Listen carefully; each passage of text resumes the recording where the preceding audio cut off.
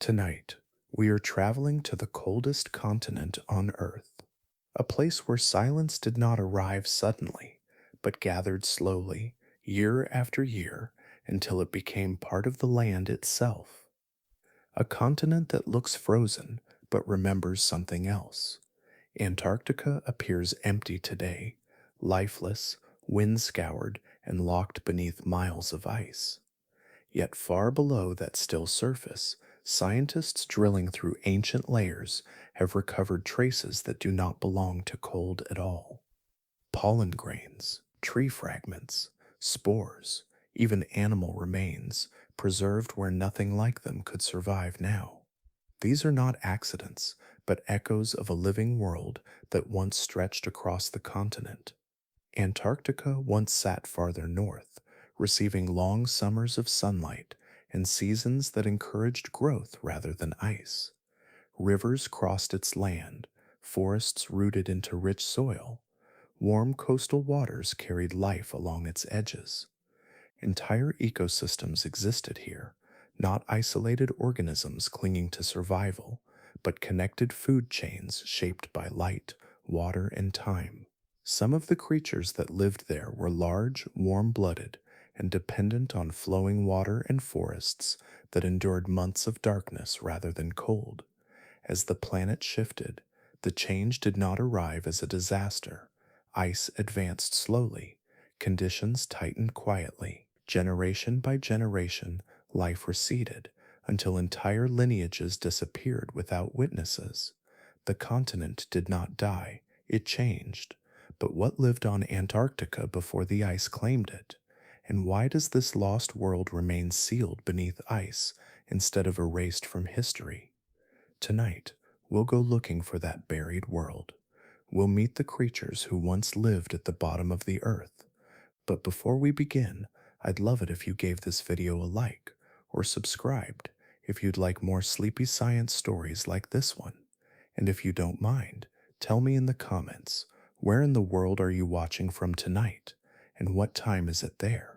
I always imagine this calm little community scattered like starlight across the globe, sharing the same story beneath different skies. So now take a deep breath, let your body settle, and together let's drift down to the green world, sleeping beneath the ice.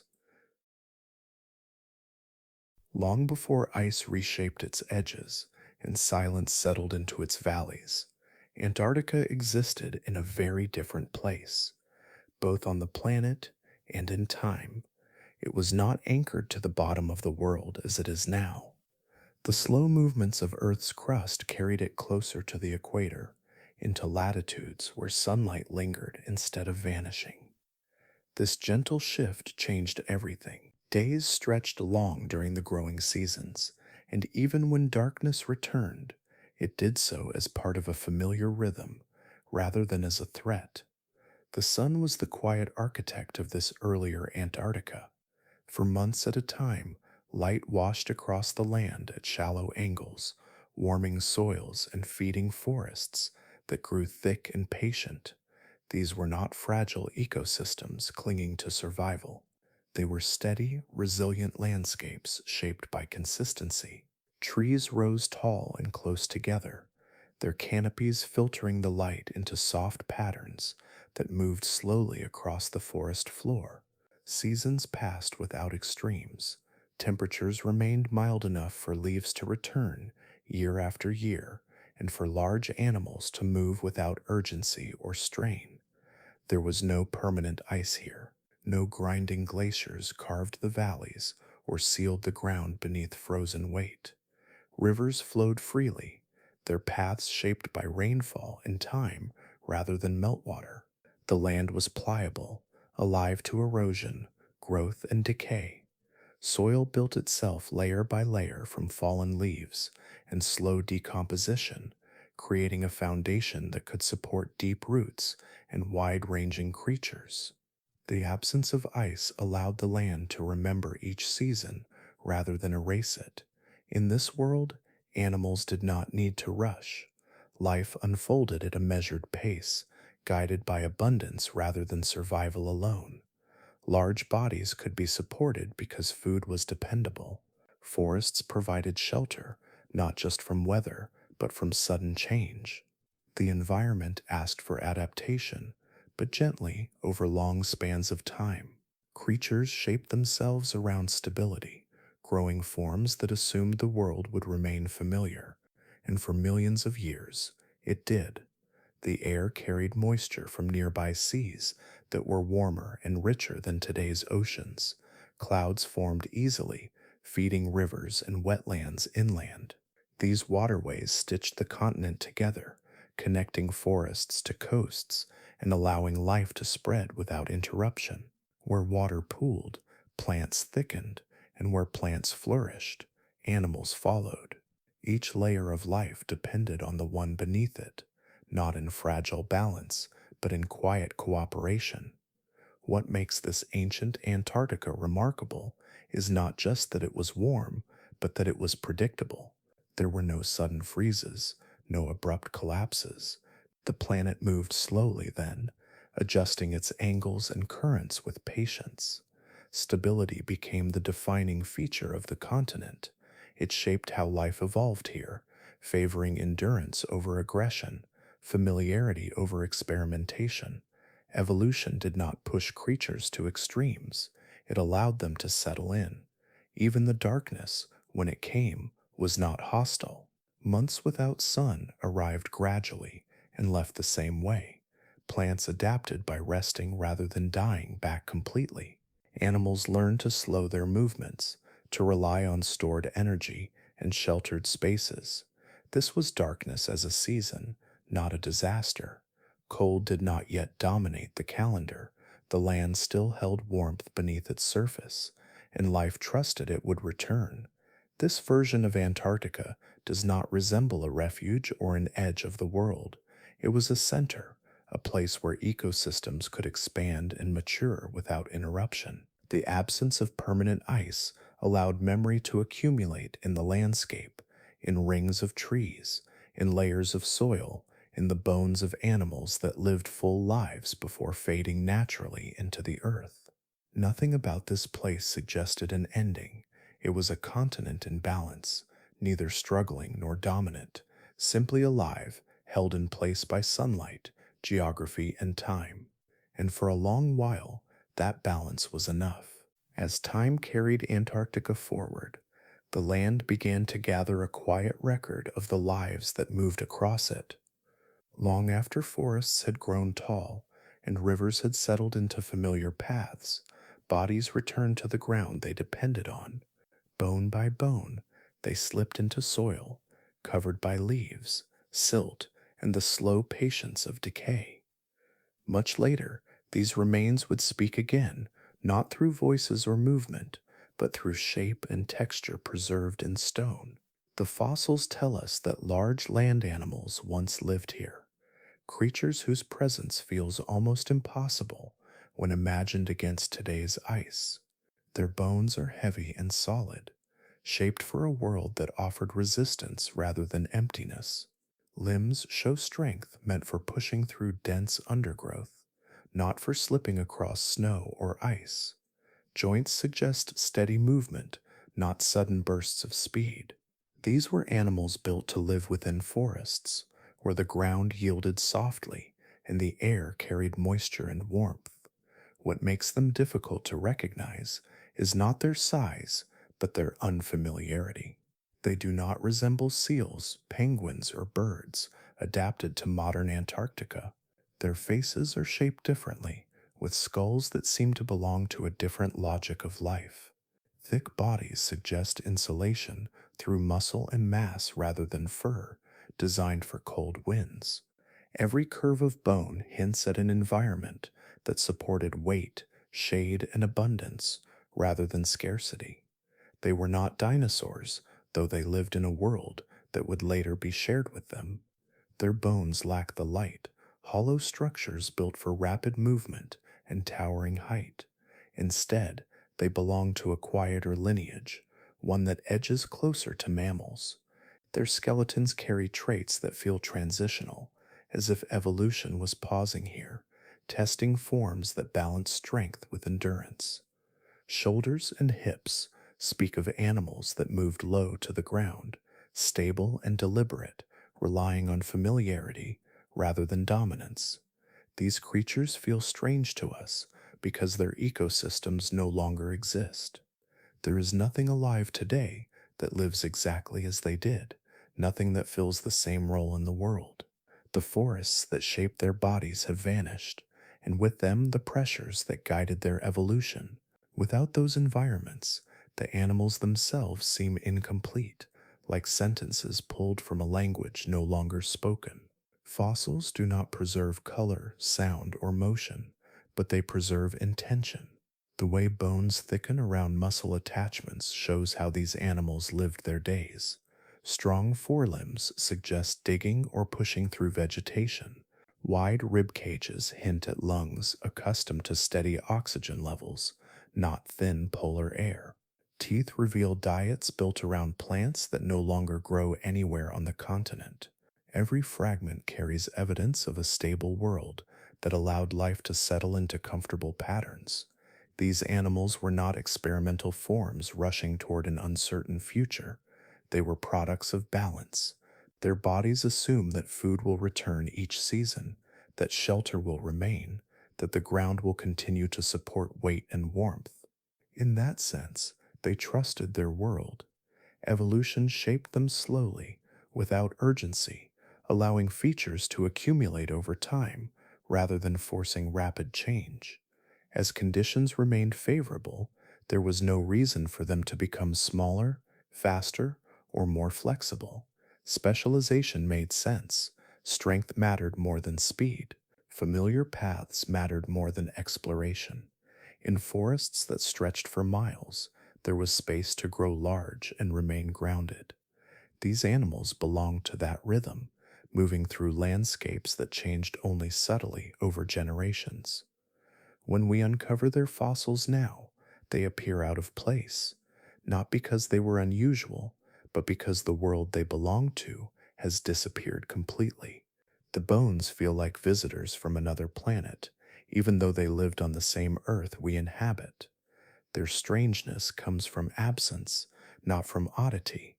They are reminders that Antarctica once hosted lives that did not anticipate ice, lives shaped by shade, soil, and steady seasons, lives that made sense in their own time, even if they no longer fit within ours. As the forests of ancient Antarctica settled into long rhythms of growth and rest, they became home to a quiet lineage that does not fit neatly into modern categories. These were early relatives of mammals, animals balanced between older reptile traditions and a future still taking shape. They lived low to the ground, moving beneath canopies where light softened and the air remained steady. In this sheltered world, evolution explored subtler paths, shaping bodies built for persistence rather than spectacle. These creatures are often described as mammal-like reptiles or early synapsids, though those words only hint at what they were becoming. They were not true mammals yet, but they carried signs of what would one day define that group. Their bodies suggest a growing control over internal warmth. Metabolism worked quietly beneath the skin, allowing activity to remain steady even when external temperatures shifted between day and night, or between seasons of light and darkness. This internal regulation did not need extremes. It needed consistency, and the Antarctic forests provided exactly that. Their forms stayed close to the earth. Low-slung bodies moved carefully through ferns and fallen leaves, keeping a stable center of gravity. This was a world where speed mattered less than balance. Dense vegetation rewarded animals that could push forward without panic, that could navigate familiar paths rather than flee into open ground. Strong limbs supported weight and motion, their bones thickened by repeated use. Muscle attached where pressure was constant, not where sudden leaps were required. The forelimbs, in particular, tell a gentle story of daily effort. These animals did not simply walk across open land, They pushed aside branches, pressed through undergrowth, and dug shallow shelters where roots tangled beneath the soil. Their movement shaped the forest floor as much as it followed it. Trails formed slowly, guided by repeated passage rather than sharp disruption. Over time, the landscape learned their weight. Their heads reveal perhaps the most unfamiliar aspects. Faces carried proportions that do not match any living animal. Snouts were neither narrow nor flat, jaws set in ways that suggest mixed diets and varied feeding strategies. Teeth show careful differentiation, not yet refined into the exact patterns seen in later mammals, but already moving beyond the simplicity of earlier reptiles. Chewing became more precise, allowing energy to be drawn steadily from plants and other food sources without haste. Eyes faced forward more than outward, offering depth and focus suited to life among trees and shadow. This orientation favored awareness over dominance. These animals needed to navigate complexity rather than confrontation. Hearing structures also hint at increasing sensitivity, the ability to notice subtle movements in foliage or the soft presence of others nearby. Sound carried differently beneath forest canopies, and these creatures listened closely. Warm-blooded traits, or something close to them, allowed longer periods of gentle activity. They could forage without strict dependence on sunlight. Rest came when needed, not when forced by cold. This flexibility supported lives that unfolded gradually, with steady reproduction rather than explosive growth. Young developed with care, protected within stable territories rather than scattered by necessity. What we know of these animals comes from fragments: a jaw here, a limb there, a section of spine pressed flat by time. Scientists reconstruct them carefully, drawing outlines from absence as much as from presence. Each fossil becomes a suggestion, shaped by comparison and patience. The picture that emerges is not sharp or dramatic. It is soft, layered, and quietly convincing. These reconstructions show animals that belonged completely to their world. They were not transitional in the way a diagram might suggest. They were complete forms, well suited to the lives they lived. The fact that their lineage did not continue in Antarctica does not diminish their success. They thrived for long stretches of time, supported by forests that offered consistency and protection. In the calm shade of ancient Antarctic trees, these mammal-like animals moved through days that felt predictable. They ate, rested, sheltered, and returned to familiar places. Their bones carry no sign of urgency. They reflect a world that allowed life to be sufficient, where being well adapted meant remaining much the same for generations. Their unfamiliarity today comes from distance, not failure. Their world faded, but while it lasted, it held them gently. Within the layered forests of ancient Antarctica, life unfolded close to the ground. The early mammal relatives that moved beneath the trees did not live in the open or high above the soil. Their world existed among roots, fallen leaves, and the soft darkness between trunks. The forest floor became their center of gravity, a place where safety, food, and familiarity gathered together. Here, the pace of life was shaped less by danger and more by routine. Daily movement followed gentle patterns. These animals traveled along paths worn slowly into the earth, guided by memory rather than instinct alone. Ground-level feeding dominated their days. They searched among low vegetation, seeds, and tender plant growth that emerged where light filtered through the canopy. Some supplemented this diet with small invertebrates found beneath decaying wood. Food was close, abundant, and renewed with each season. There was little need to roam far, and even less reason to rush. Burrowing became an extension of this lifestyle, Using strong forelimbs and steady pressure, they loosened soil and leaf litter to create shallow shelters. These spaces offered protection from shifts in weather and provided calm places to rest. Burrows were not deep fortresses, but soft pockets within the earth, shaped by repeated use. They held warmth, muffled sound, and created a sense of permanence. Over time, the ground itself learned the shapes of their bodies. Sheltering also took many forms. Fallen logs, dense undergrowth, and natural hollows offered refuge. The forests were generous in this way, providing cover without requiring constant movement.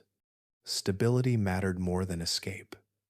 These animals did not survive by fleeing threats at high speed.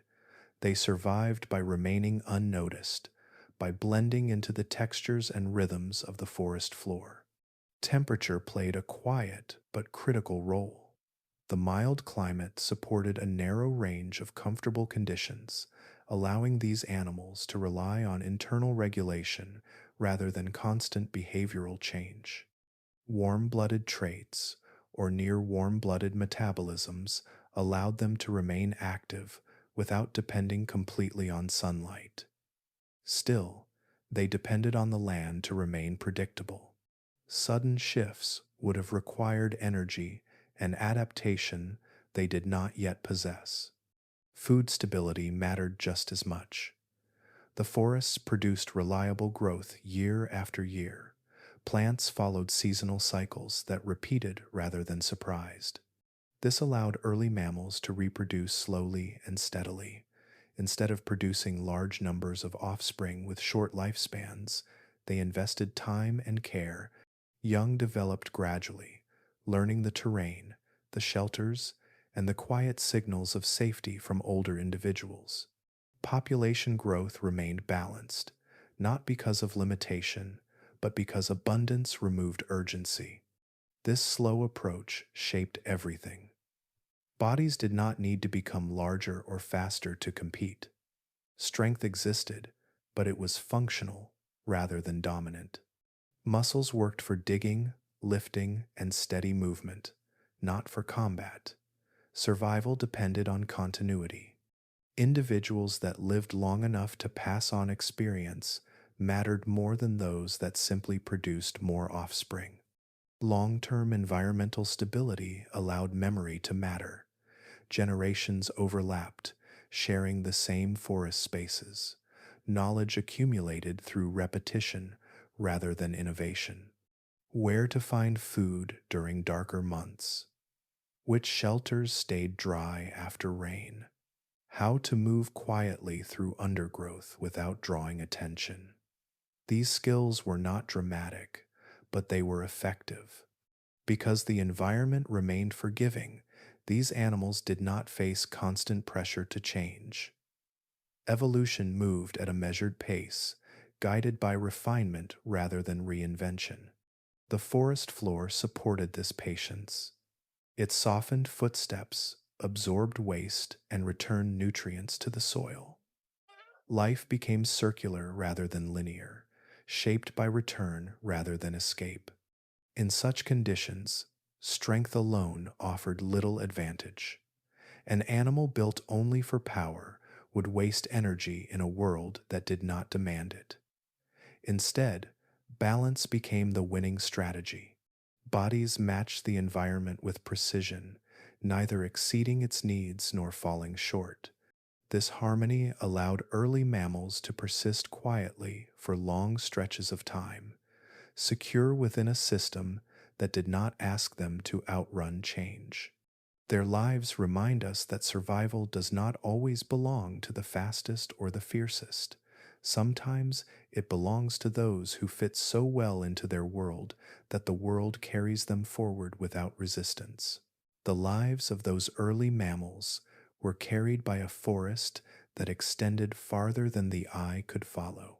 Dense growth spread across ancient Antarctica, linking hills, riverbanks, and lowlands into a single green continuity. This was not a scattered woodland, broken by open ground, but a living blanket of trees and understory that shaped the land beneath it. Within this cover, the forest set the pace of life, slow, steady, and forgiving.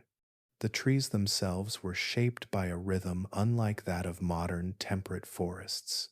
Long periods of darkness arrived each year as the continent's position tilted away from the sun. Instead of resisting this absence of light, the trees adapted to it. Growth paused rather than ended. Leaves were released seasonally, not as a response to cold, but as a way to rest. Nutrients returned to the soil in gentle waves of decay, feeding the next season before it arrived. The forest breathed in cycles rather than reacting to extremes. Trunks grew strong and patient, their rings recording years of light and shadow without interruption. Roots stretched wide rather than deep, weaving through rich soil built from countless generations of fallen plant matter. This underground network held moisture and shared nutrients, creating stability even when surface conditions shifted slightly. The forest did not rely on speed or toughness. It relied on continuity. Beneath the canopy, light filtered down in soft patterns that changed slowly throughout the day. This created a layered environment where different forms of plant life could coexist. Ferns, shrubs, and low-flowering plants filled the spaces between trunks, offering constant food sources near the ground.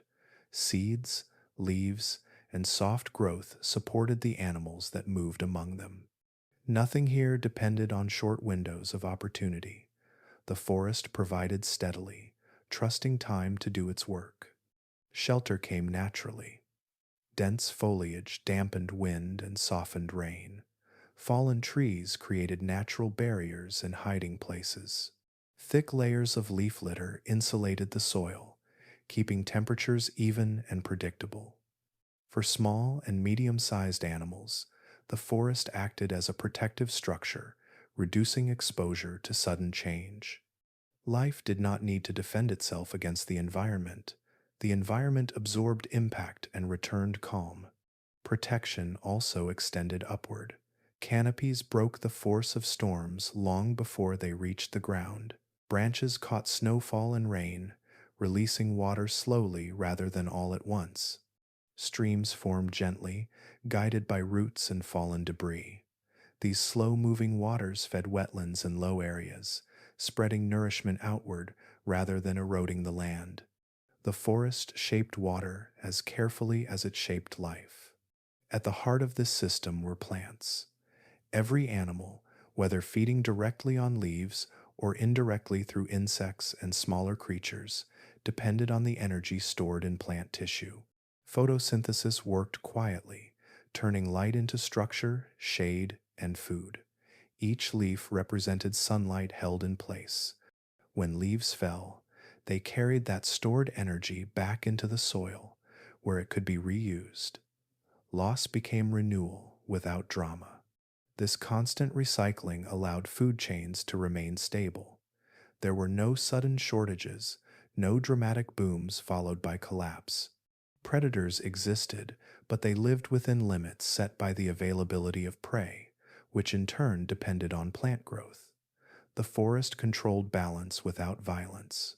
It allowed populations to rise and fall gradually, smoothing out extremes before they became dangerous. In this world, the forest was more than scenery, it was infrastructure. Paths formed where animals moved repeatedly, shaped by shared behavior over generations. Clearings appeared where trees fell and sunlight returned briefly to the ground. These openings invited new growth, different species, and renewed feeding opportunities.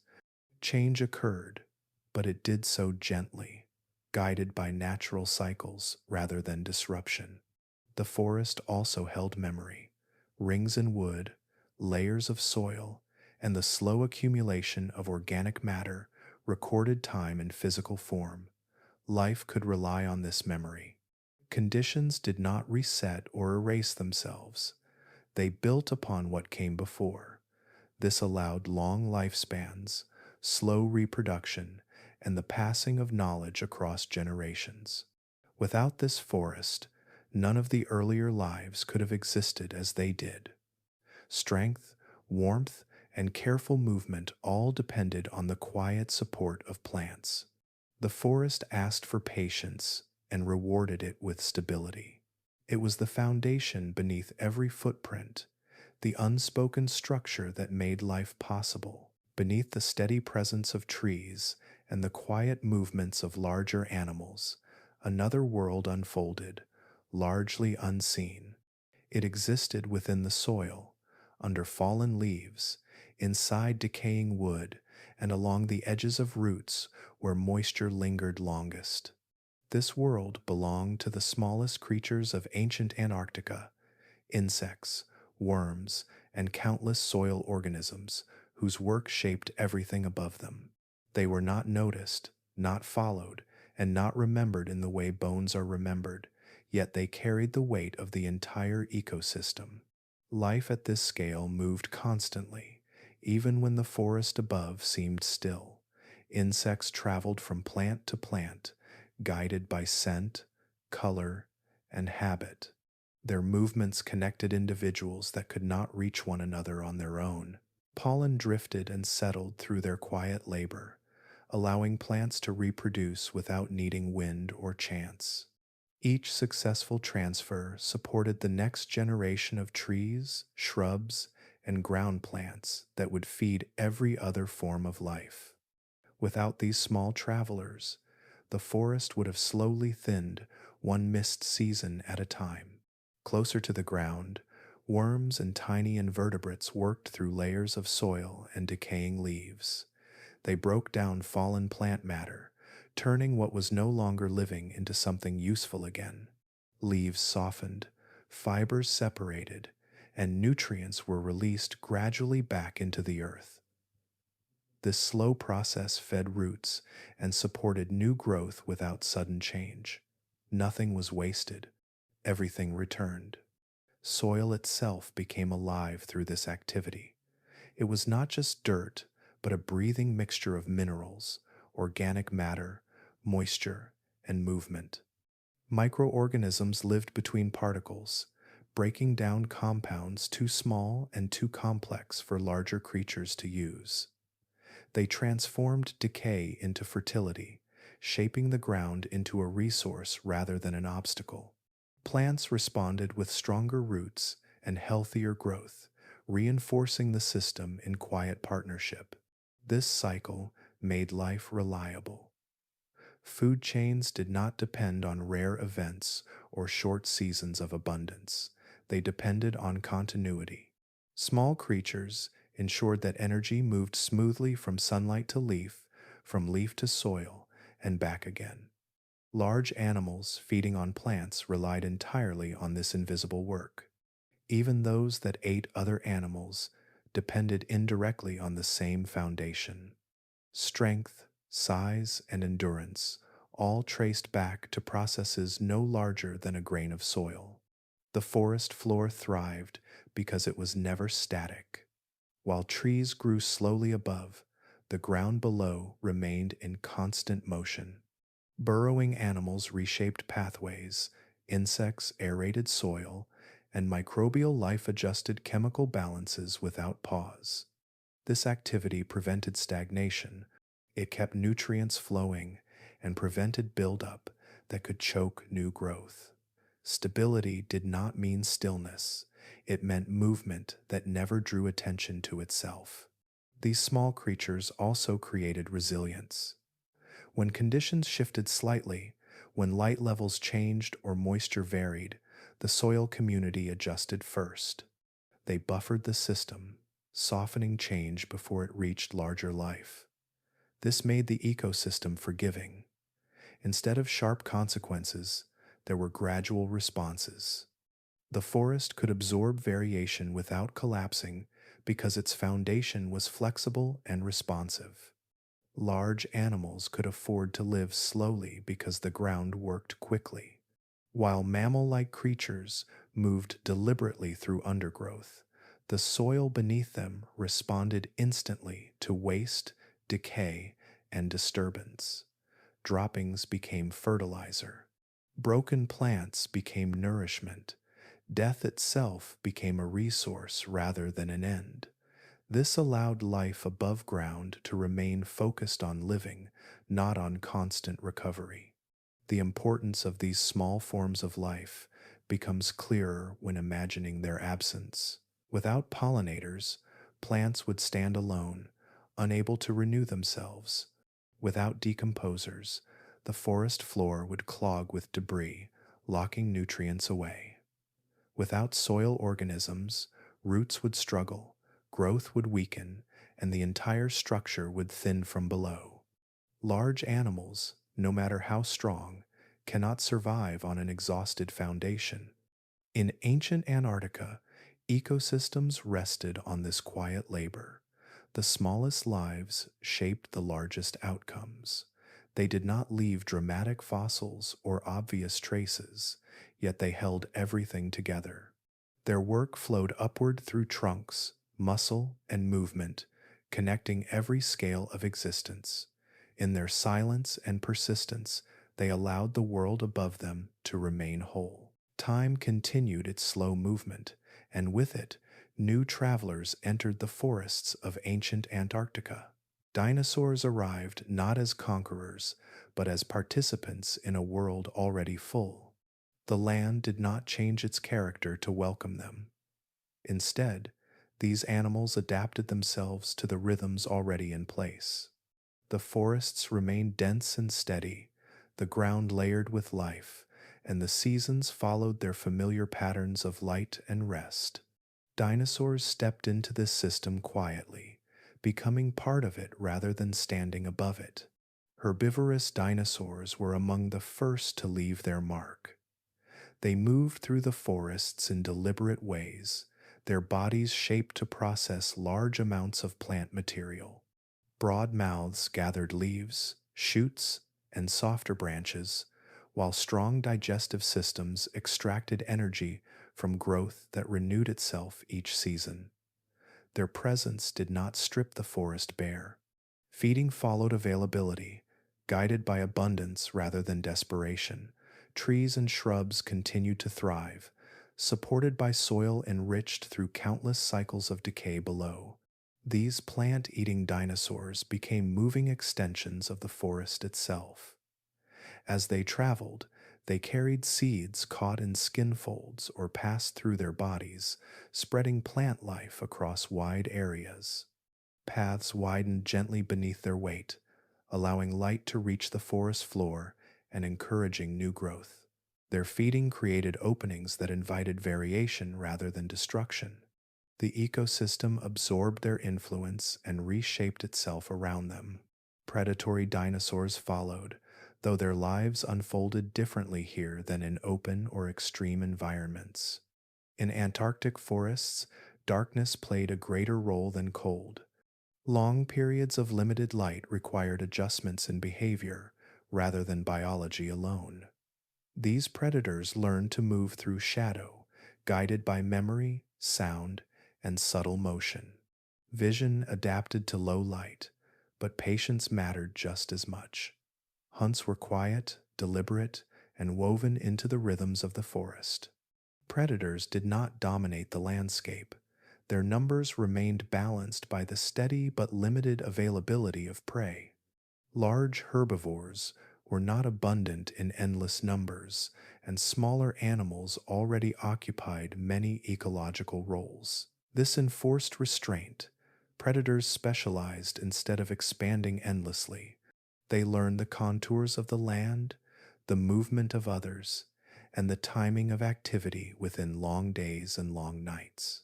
Crucially, dinosaurs did not arrive to replace the mammal-like animals already living here. Both groups shared the same spaces, each filling different roles. Smaller, low, slung mammals continued to forage beneath vegetation, feeding on resources dinosaurs could not easily reach. Burrows and shelters remained active.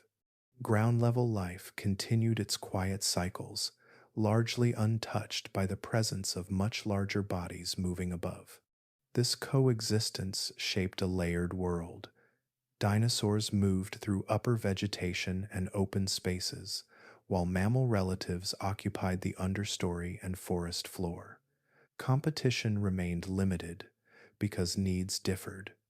The ecosystem allowed overlap without collapse because it had room, structure, and flexibility. Life expanded vertically as much as horizontally, filling available niches rather than fighting for the same ground. The arrival of dinosaurs also brought subtle changes in sound and motion. Footsteps deepened, branches cracked under greater weight. New patterns emerged, but they folded into the existing atmosphere rather than disrupting it. The forest absorbed vibration and returned calm. Over time, these sounds became familiar, woven into the daily texture of life. What stands out is the absence of urgency. Dinosaurs in Antarctica were not pressed to grow larger, faster, or more aggressive than their relatives elsewhere. The environment did not demand it. Stability rewarded moderation. Evolution here continued its slow work, shaping animals to fit within a forgiving system rather than against it. The continent remained a place where time stretched comfortably. Dinosaurs lived, fed, reproduced, and faded in ways that mirrored the lives already present. Their bones would eventually join others beneath the soil, but while they lived, they belonged. They were part of the forest's long memory, another chapter written without emphasis or alarm. In this shared world, life expanded not through conquest, but through accommodation. Dinosaurs arrived, settled, and learned the language of the land. The forest listened, adjusted, and continued breathing at the same steady pace it always had. As dinosaurs settled into the forests of ancient Antarctica, survival followed rules different from those often imagined at the edge of the world. Cold was not the primary challenge here. Instead, it was darkness that shaped daily life. Long months passed, with the sun barely lifting above the horizon or not appearing at all. Light became a seasonal resource rather than a constant presence. Dinosaurs learned to live within this cycle, adjusting their lives to the rhythm of bright abundance and prolonged shadow. Rather than fleeing the dark, these animals remained. Migration, common in later cold adapted species, was not a necessity in this warm polar world. The land continued to provide enough food and shelter to support even the largest bodies. Forests did not vanish when the sun dipped away. They waited. Leaves had already fallen, nutrients already stored, and growth ready to resume when light returned. Dinosaurs adapted their behavior to this waiting period, slowing activity and relying on internal reserves rather than constant feeding. Seasonal adaptation became the key to persistence. During months of light, feeding was steady and unhurried, allowing energy to be stored gradually rather than in desperate bursts. Growth followed the same pattern. Bones thickened over time, not through rapid expansion, but through measured development. When darkness arrived, activity softened, movement slowed, energy use decreased. Life turned inward, conserving strength rather than spending it. This rhythm is recorded quietly in fossil bones. Growth patterns appear as bands, layered into the structure of limbs and ribs. These markings suggest periods of faster growth followed by pauses, not from stress or scarcity, but from natural seasonal cycles. The bones themselves carry a calendar, one written without drama. Each line speaks of a world that asked its animals to wait, to endure, and to continue when conditions returned. What stands out is the absence of collapse. Darkness did not lead to starvation or widespread loss. The ecosystem adjusted smoothly because it was built on stability. Forests continued to support life even in reduced light. Decomposition never stopped. Soil organisms remained active beneath the surface, recycling nutrients slowly. This ensured that when the sun returned, growth followed without hesitation. Dinosaurs re entered the season of light without needing to rebuild their world. The warmth of the environment made this possible. While the sun vanished for long stretches, temperatures remained mild enough to prevent freezing. Rivers did not lock into ice. Wetlands continued to hold water. Food chains remained intact. Giants could survive because the planet had not yet withdrawn its support. Heat lingered in the land, stored in soil, water, and dense plant matter. This allowed dinosaurs to grow large without risking sudden loss. Their bodies depended on long-term consistency. Muscle and bone developed under conditions that favored endurance rather than speed. The land rewarded patience. A large body became an advantage in conserving heat and energy, allowing slow metabolism during darker months. Giants did not need to chase survival. Survival waited for them. Predatory dinosaurs followed the same seasonal logic. Hunting adapted to limited visibility, senses tuned to sound and movement rather than sight alone. Memory of familiar paths and gathering places replaced constant pursuit. Predators learned when to move and when to rest.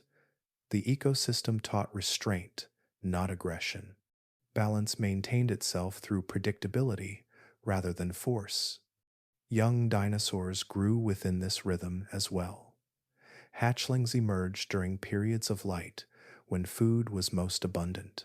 Development followed the seasonal clock, with growth accelerating when conditions allowed and easing when darkness returned. This pattern reduced risk. Life unfolded in alignment with the planet's tilt rather than in resistance to it. What emerges from this picture is a world that supported giants not through extremes, but through gentleness.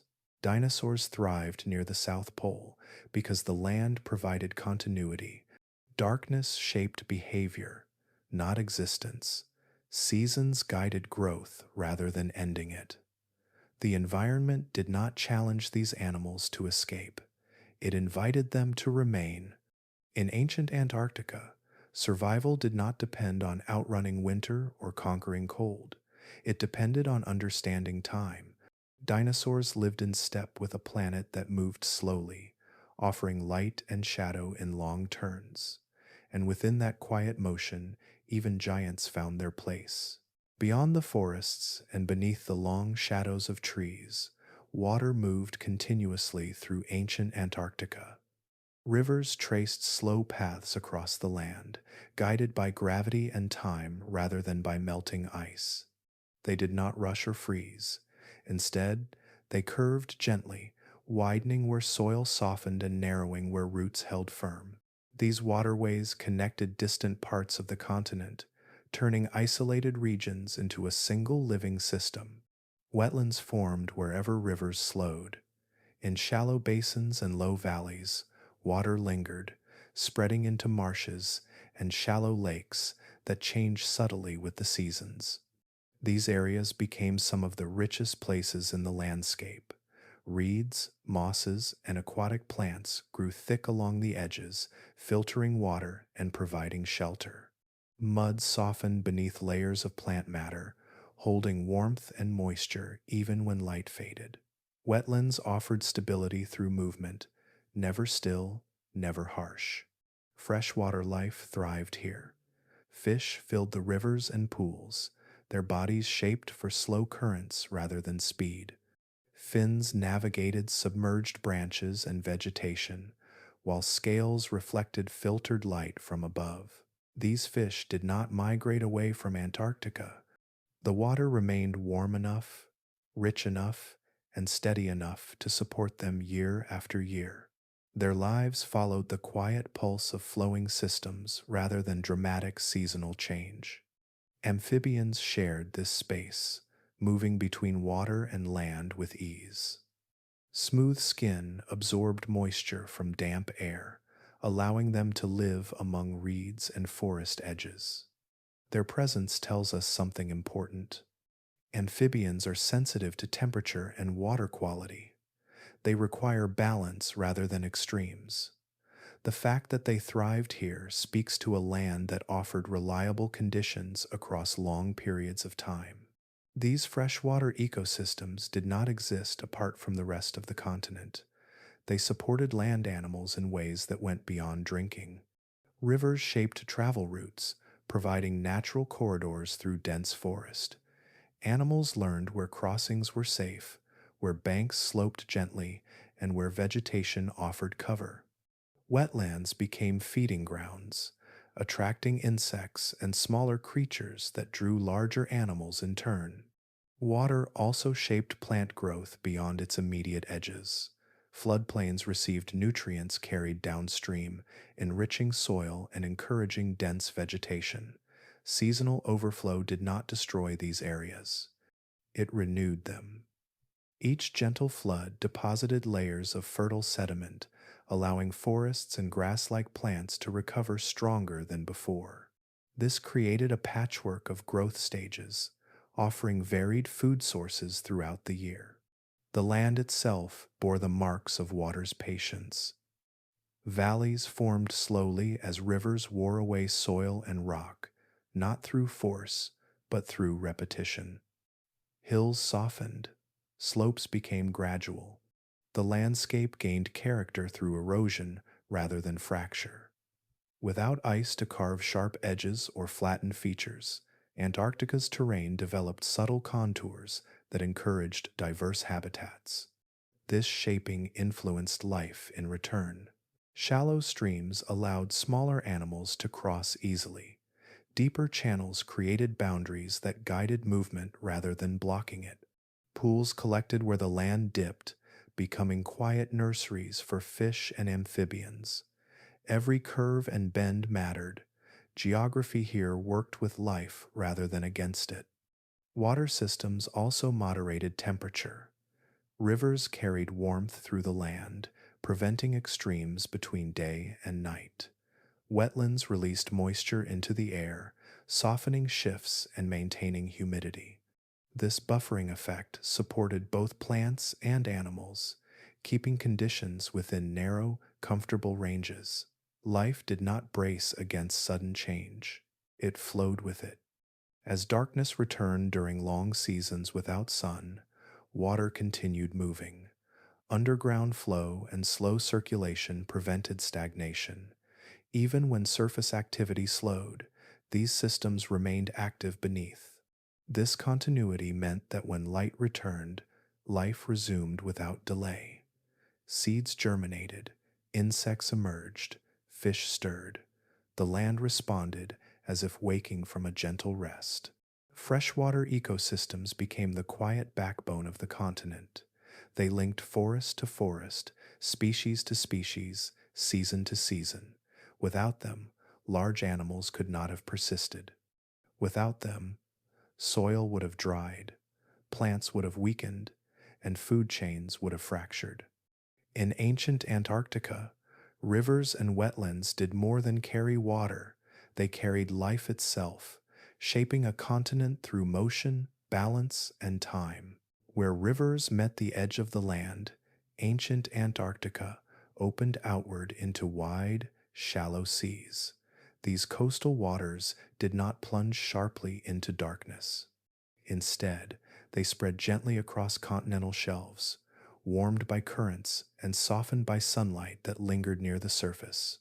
The sea here felt close to the land, both physically and biologically, forming a border that blurred rather than divided. Plankton thrived in these waters, drifting through the upper layers in immense numbers. Microscopic plants captured sunlight and turned it into living matter, forming the quiet beginning of everything that followed. Their growth colored the water faintly, an invisible bloom that pulsed with the seasons. When plankton multiplied, life responded across every level. Tiny grazers fed on them. Larger creatures followed. Energy moved upward, step by step, without interruption.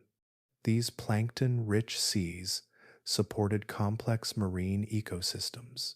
Fish filled the shallows, moving in schools that shifted shape like shadows. Some fed directly on plankton. Others hunted smaller fish along reefs and submerged vegetation. The structure of the seafloor mattered here. Rocky outcrops, sandy flats, and plant-covered shallows created diverse habitats packed close together. This variety allowed many species to share space without competing directly. Marine reptiles and early ocean predators also lived along these coasts. They did not belong to the open ocean alone. Many stayed near shore, where food gathered and light reached deep into the water. Their bodies were shaped for swimming, yet they remained tied to the rhythms of the coastline. Tides, river outflow, and seasonal changes guided their movement more than vast migrations ever did. Life concentrated where the sea and land exchanged nutrients. These predators did not empty the waters. Balance held them in check. Plankton supported small fish supported larger ones. Predators fed, rested, and fed again without pushing the system beyond recovery. The sea rewarded patience, much like the forest inland. Growth occurred steadily rather than explosively. Losses were absorbed. Numbers rose and fell without collapse. The influence of the ocean did not stop at the shoreline. Nutrients carried by rivers flowed into coastal waters, feeding plankton blooms. In return, the sea sent life back inland. Fish moved into river mouths. Birds and land animals gathered near water to feed. Even plant growth benefited as moisture and nutrients cycled back through wind, rain, and animal movement. The boundary between ocean and land functioned as a meeting point, not a barrier. Coastal wetlands became bridges between these worlds. Salt and freshwater mixed gradually, creating environments where specialized life thrived. Crustaceans, mollusks, and small fish occupied these spaces, becoming food for both marine and terrestrial animals. This exchange strengthened food chains far from the shore. Forest creatures depended on resources that originated in the sea, even if they never saw it. Oceans also played a quieter role in shaping climate. Large bodies of water stored heat and released it slowly, smoothing temperature changes across the land. This moderated coastal forests and wetlands, preventing extremes that could disrupt life. Moist air rising from the sea carried clouds inland, sustaining rivers and plant growth far from the shore. In this way, the ocean supported forests without ever touching their roots. Light penetrated shallow waters deeply, allowing plant life to grow beneath the surface. Sea plants anchored themselves gently, providing shelter and food while stabilizing sediment. This reduced erosion and kept waters clear, supporting further plankton growth. The system reinforced itself through cooperation rather than competition. Marine life followed familiar rhythms. Spawning occurred when conditions aligned. Young developed in protected shallows before venturing outward. Death returned nutrients to the water, continuing the cycle without waste. Nothing was sudden, everything flowed. These coastal seas helped make Antarctica whole. They fed the land without demanding attention. They supported giants and small creatures alike through invisible processes that unfolded slowly. Forests thrived inland because the ocean breathed steadily at their edges. In this world, the sea did not stand apart as a separate realm. It functioned as a partner, shaping life through connection rather than contrast. Together, land and water created a continent rich in motion, quietly sustained by the patient work of sunlight, plankton, and time. As forests and coasts continued their quiet exchange of life, The skies above ancient Antarctica began to change as well. Long before ice claimed the continent, early birds moved through these polar regions with ease. Their presence feels unexpected only because modern Antarctica holds none of them, yet in this earlier world, flight fit naturally into the rhythm of land, water, and light. These birds did not evolve here as responses to cold. The air they flew through was mild, and the winds carried moisture rather than frost. Feathers, so often imagined as shields against freezing, had formed for other reasons entirely. They regulated body temperature in gentle climates, smoothed airflow across wings, and displayed subtle signals used in recognition and courtship. Feathers were tools of balance and communication long before they became symbols of insulation.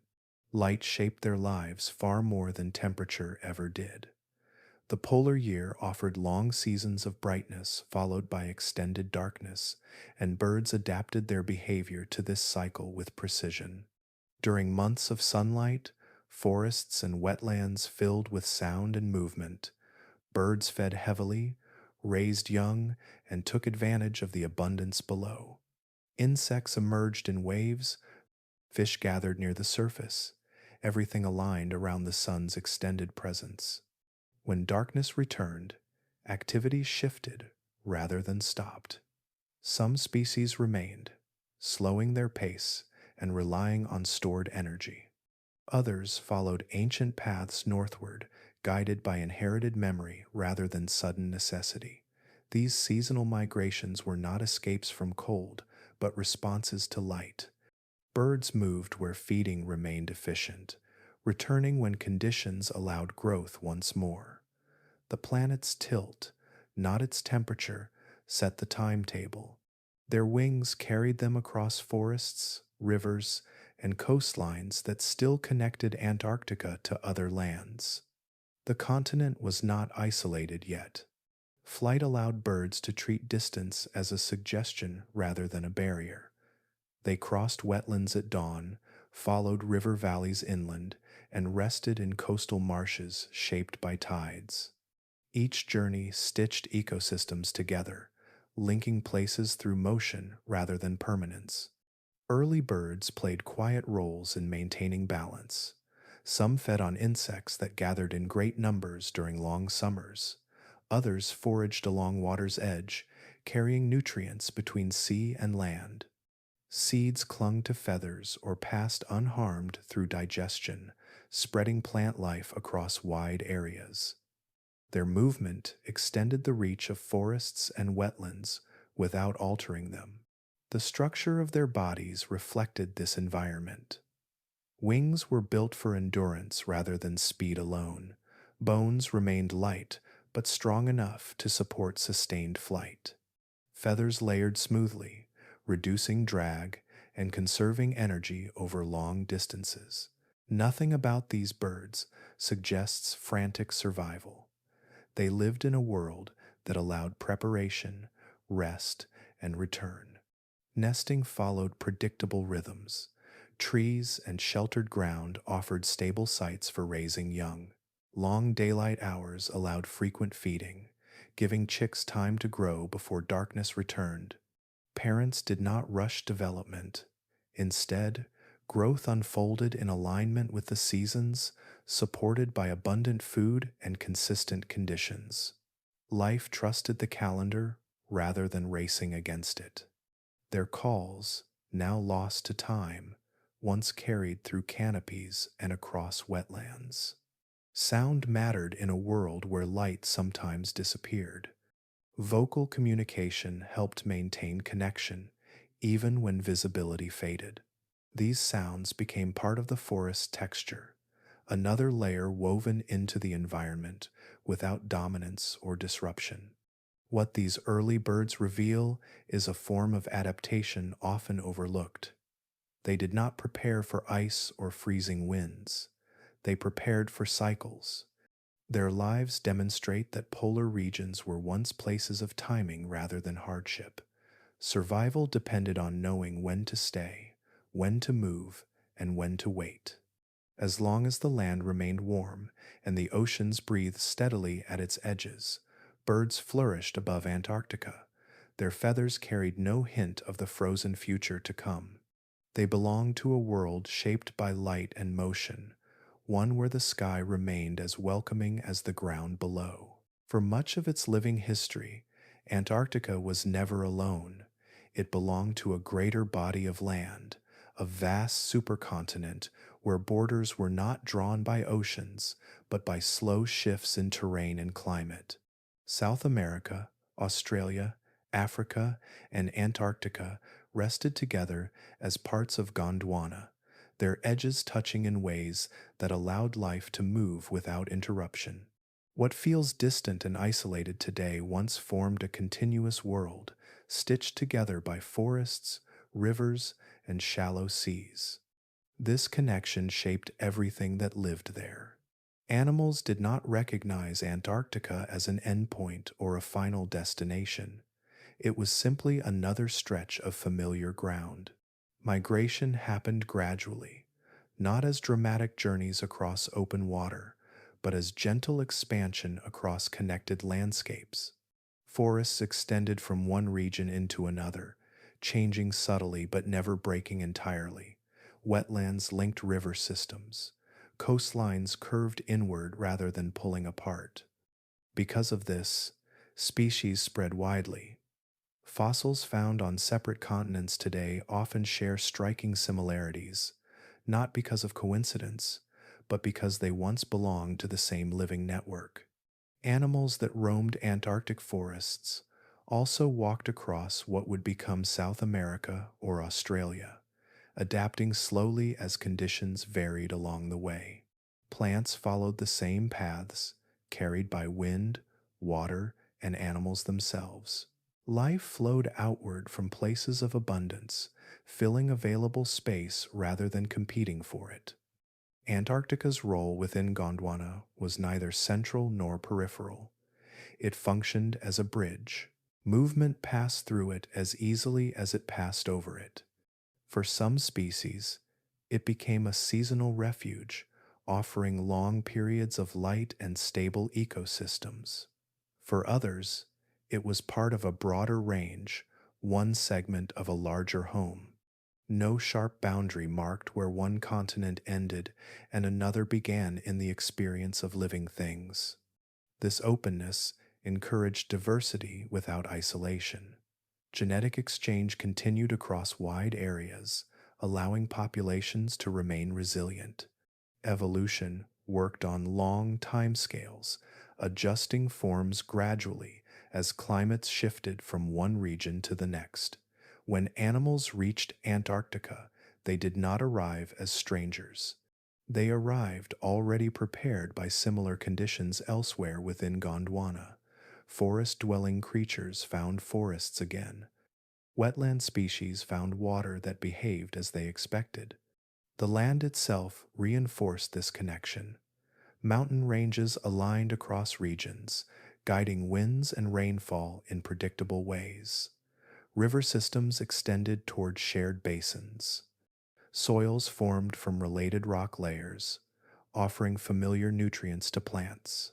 Even the light cycles of polar regions did not isolate Antarctica completely. Instead, they added variation, creating zones where certain species specialized without severing ties to the larger whole. Birds benefited especially from this arrangement. Flight allowed them to treat Gondwana as a single, expansive territory. They followed coastlines, river valleys, and forest edges across connected lands, linking ecosystems through movement and memory. Their migrations carried seeds and nutrients between distant regions, reinforcing biological unity across space. Marine life reflected this connection as well. Shallow seas washed across continental shelves that were once continuous. Coastal species moved freely along these margins, dispersing across what are now separate oceans. Marine reptiles and fish followed currents shaped by the joined landmass, spreading without encountering the barriers that would form much later. Antarctica's ecosystems grew richer because they were not confined. When conditions shifted slightly in one area, life could respond by expanding or contracting its range without facing immediate extinction. This flexibility allowed species to endure for long periods of time. The continent supported life not because it was unique, but because it was connected. Over millions of years, Gondwana began to change. The land moved slowly, almost imperceptibly, guided by forces far beneath the surface. These movements would eventually separate Antarctica from its neighbors, but during this long Middle Age, separation had not yet arrived. Life continued as though the world were whole, because it was. Understanding Antarctica as part of a living supercontinent changes how its past is seen. The creatures that lived there were not isolated experiments or evolutionary dead ends. They were participants in a larger story, one that spanned continents and climates. Antarctica was not the edge of the map, it was a passageway. In this joined world, life did not travel with urgency. It wandered, adapted, and settled where conditions allowed. Antarctica offered space, stability, and connection. It held life gently, not as a final stop, but as one chapter within a much larger, moving Earth. For a long while, Antarctica existed within a rhythm that felt timeless. Forests returned each season, rivers followed familiar paths, and life moved without urgency. Then, almost imperceptibly, the planet began to lean in a different direction. The change did not arrive with sound or spectacle. It arrived quietly, carried by forces far beyond the forests and seas that life depended upon. Deep within the oceans, currents began to shift. Water that once traveled freely along connected coastlines started to follow new routes, guided by the slow rearrangement of continents and the subtle reshaping of seafloor. These changes were not sudden enough to alarm the surface world. Waves still broke gently along shores. Plankton continued to bloom, but beneath this calm, heat began to move differently through the water. Warmth lingered in some places and faded from others, altering long-established patterns without announcing itself. Over millions of years, this quiet redistribution of heat led to a gradual cooling of the planet. Temperatures did not plunge, they eased downward, degree by degree, across spans of time too long for any single generation to notice. Seasons remained, but their balance shifted slightly. Growth slowed by small amounts. Dark periods felt a little longer. Light, when it returned, warmed the land a little less deeply than before. Nothing collapsed. There was no sudden disaster to mark the beginning of this new phase. Rivers still flowed, wetlands still held water, forests still stood. Life continued along its familiar paths, carrying on as if nothing had changed, and in many ways, nothing had, not yet. Adaptation began gently, woven into daily behavior rather than forced through crisis. Plants responded first, as they always do. Growth patterns adjusted subtly. Some species leaned more heavily into seasonal cycles, shedding leaves earlier or extending periods of rest. Root systems reached a little deeper. Forest composition shifted without emptying. New plant varieties spread slowly into areas that now suited them better, while others retreated without vanishing entirely. Animals followed these changes quietly. Feeding schedules adjusted. Some species altered breeding timing by small margins, aligning development more closely with the most reliable periods of abundance. Activities softened during darker months. Energy conservation became more important, though still manageable. Life adjusted its pace, not its direction. The strength of Antarctica's ecosystems lay in their flexibility, because life here had always relied on long-term stability rather than speed. small changes could be absorbed. The web of interactions between plants, soil, water, and animals dampened the effects of cooling before they became disruptive. The forest floor still recycled nutrients. The seas still fed the land. The system bent slightly and held. Even dinosaurs adapted without urgency. Their seasonal rhythms, already tuned to long periods of darkness, extended naturally to accommodate cooler conditions. Growth bands in bones lengthened their pauses. Activity became more closely tied to periods of light. None of this required new forms or dramatic behavior. Existing strategies continued to work. Birds altered migration patterns gradually, traveling a little farther or returning a little later. Amphibians remained near water, benefiting from its stabilizing influence. Mammal-like animals relied even more on shelter and burrowing, drawing comfort from the ground's retained warmth. Small creatures in soil and wetlands adjusted first, buffering the system for everything larger. What makes this period remarkable is how successful adaptation initially was. Life did not resist change, it flowed with it. Each shift invited a response that maintained balance. For a long time, this was enough. The planet did not demand sacrifice or loss. It simply asked life to move slightly out of its previous comfort zone. From a distance, nothing appeared wrong. If one could stand in the forests of this time, the world would still feel alive and whole. Trees would rise, rivers would shine, animals would move through familiar spaces. The only difference would be one of tone rather than form, a faint cooling, a longer pause between seasons, a subtle sense of waiting. The earth has always changed this way, slowly and without announcement. Decisions are made deep within the planet, then carried outward through water, air, and time. In Antarctica, the first signs of change passed almost unnoticed. Life adapted not because it feared extinction, but because adaptation had always been its nature. The changes that had begun quietly in the oceans and air slowly reached the surface rhythms of Antarctica.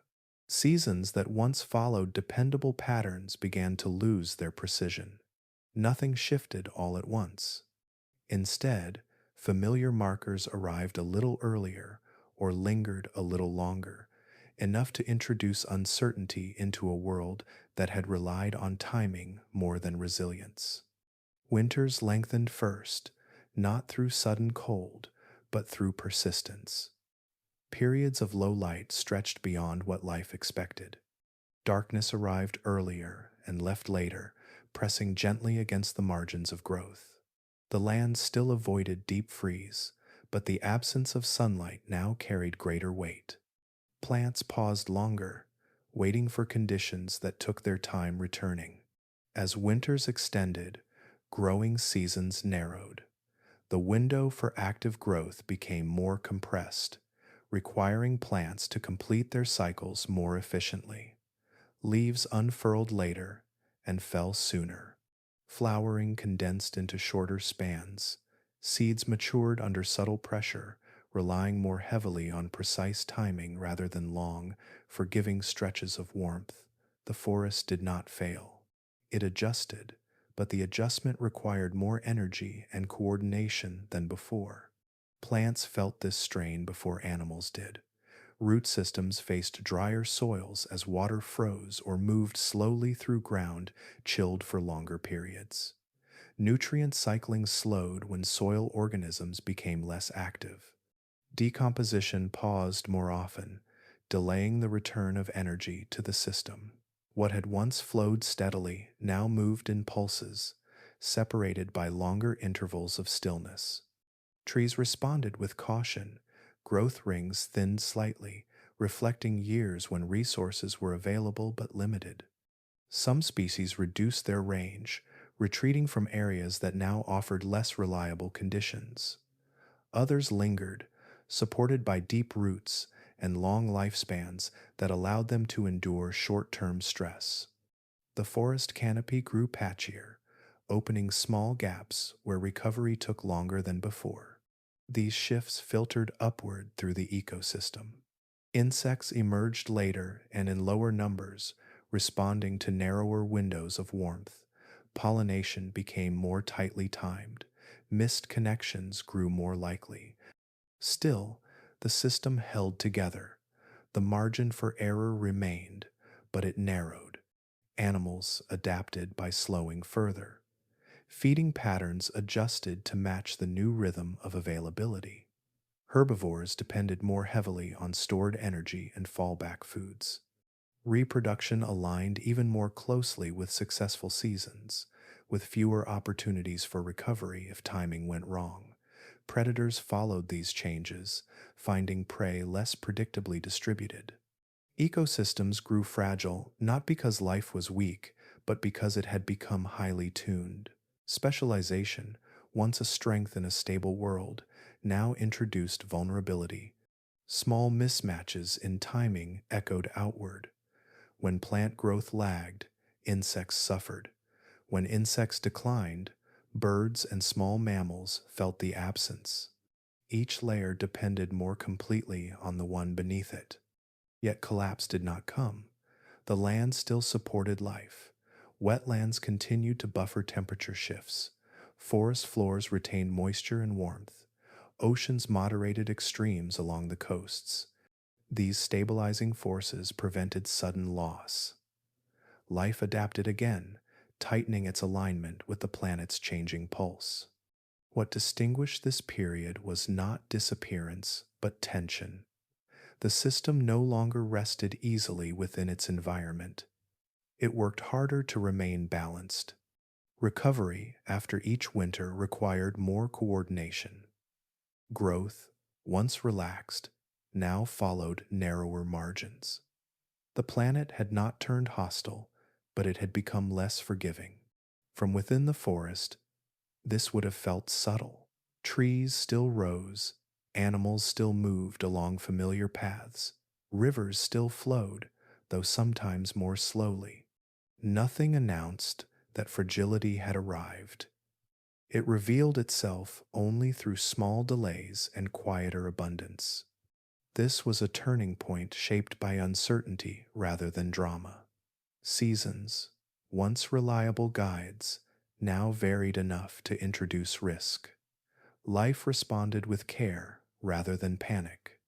It waited longer. It grew more precisely. It relied even more heavily on the connections that held the system together. The balance remained, but it no longer felt effortless. As seasons continued to stretch and compress in uncertain ways, the forests of Antarctica began a quiet retreat. They did not fall in storms or burn away in sudden loss. Instead, they withdrew gradually, yielding ground a little at a time to changes that no longer favored their presence. Year by year, growth slowed at the margins. Trees that once stood confidently at the edge of their range produced fewer leaves, then fewer seeds, and eventually none at all. The first signs appeared in places most exposed to shifting conditions. Higher ground, once buffered by thick canopies and steady moisture, felt longer darkness and cooler air. Seedlings struggled to establish themselves during shortened growing seasons. Mature trees endured for a time, drawing on stored resources, but replacement failed. When these older giants finally fell, no younger growth waited beneath them. Shrubs moved in where trees could not return. Shorter and closer to the ground, they adapted more easily to cooler temperatures and limited light. Their compact forms resisted exposure and conserved energy. They spread slowly, reshaping the landscape without noise or urgency.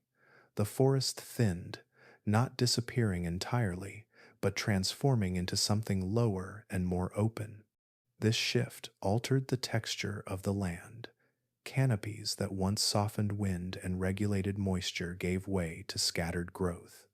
Light reached the ground more directly, changing soil conditions and accelerating evaporation. Without the deep shade of trees, the forest floor warmed and cooled more quickly. Soil organisms adjusted, but their work slowed during longer dark periods. Nutrient cycling lost some of its consistency. As shrubs expanded, tundra followed. Grasses, mosses, and hardy plants filled spaces that could no longer support woody growth. These species asked less of the land. They completed life cycles quickly, relying on brief windows of opportunity. Where trees needed continuity, tundra thrived on endurance.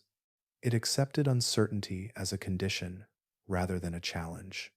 The transition was not uniform. Pockets of forest remained, sheltered by valleys or proximity to water. These refuges persisted longer, offering familiar shelter to animals that depended on trees for cover and food. But they became isolated from one another.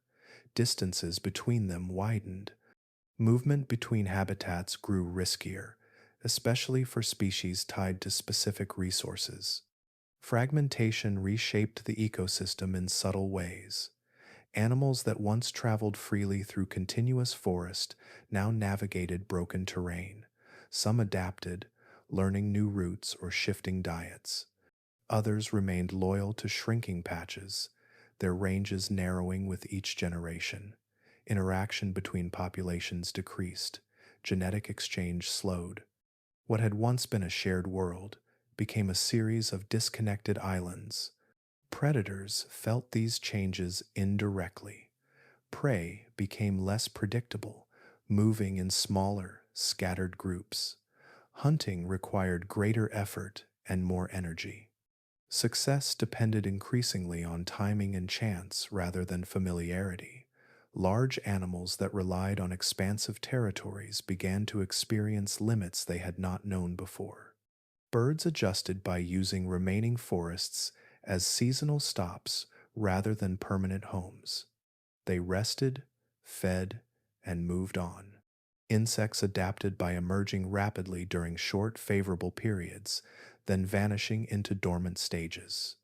Amphibians retreated closer to water, where conditions remained stable longer than on land. Despite this retreat, life did not disappear. It transformed.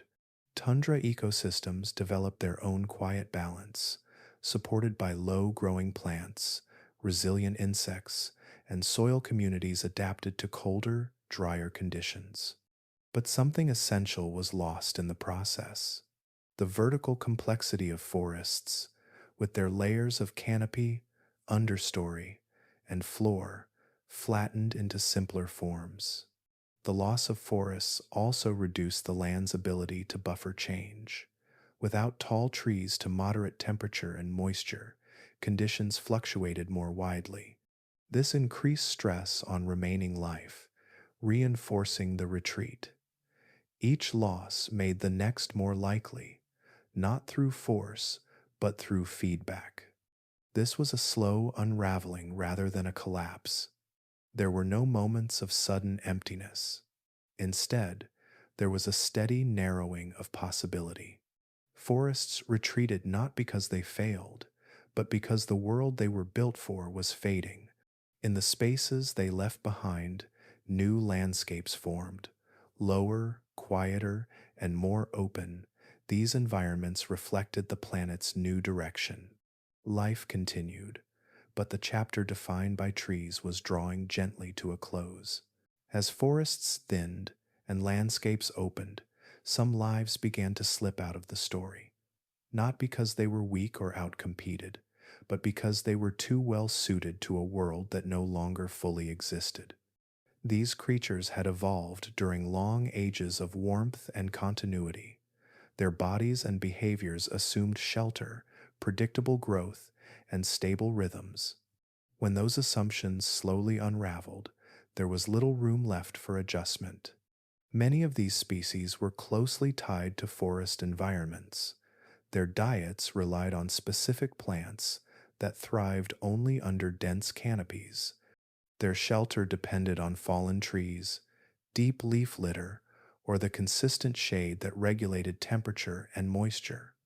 Movement through open terrain carried new risks. Without the cover of trunks and undergrowth, exposure increased and familiar paths vanished. What had once been ordinary became costly. Flexibility mattered now more than ever, and some creatures lacked it. Their reproduction followed narrow seasonal windows tuned to longer growing periods. Shortened summers reduced the chance for young to mature fully.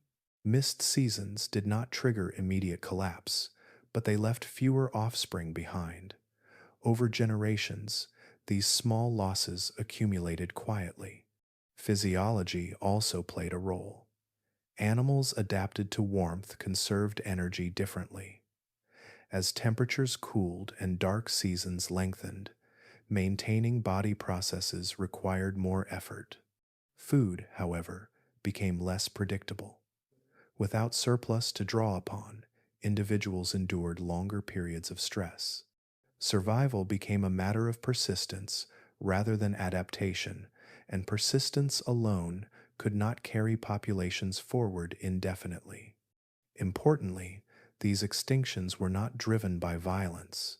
There were no waves of predators sweeping through weakened prey. There was no single moment of disaster. Instead, life ended through mismatch.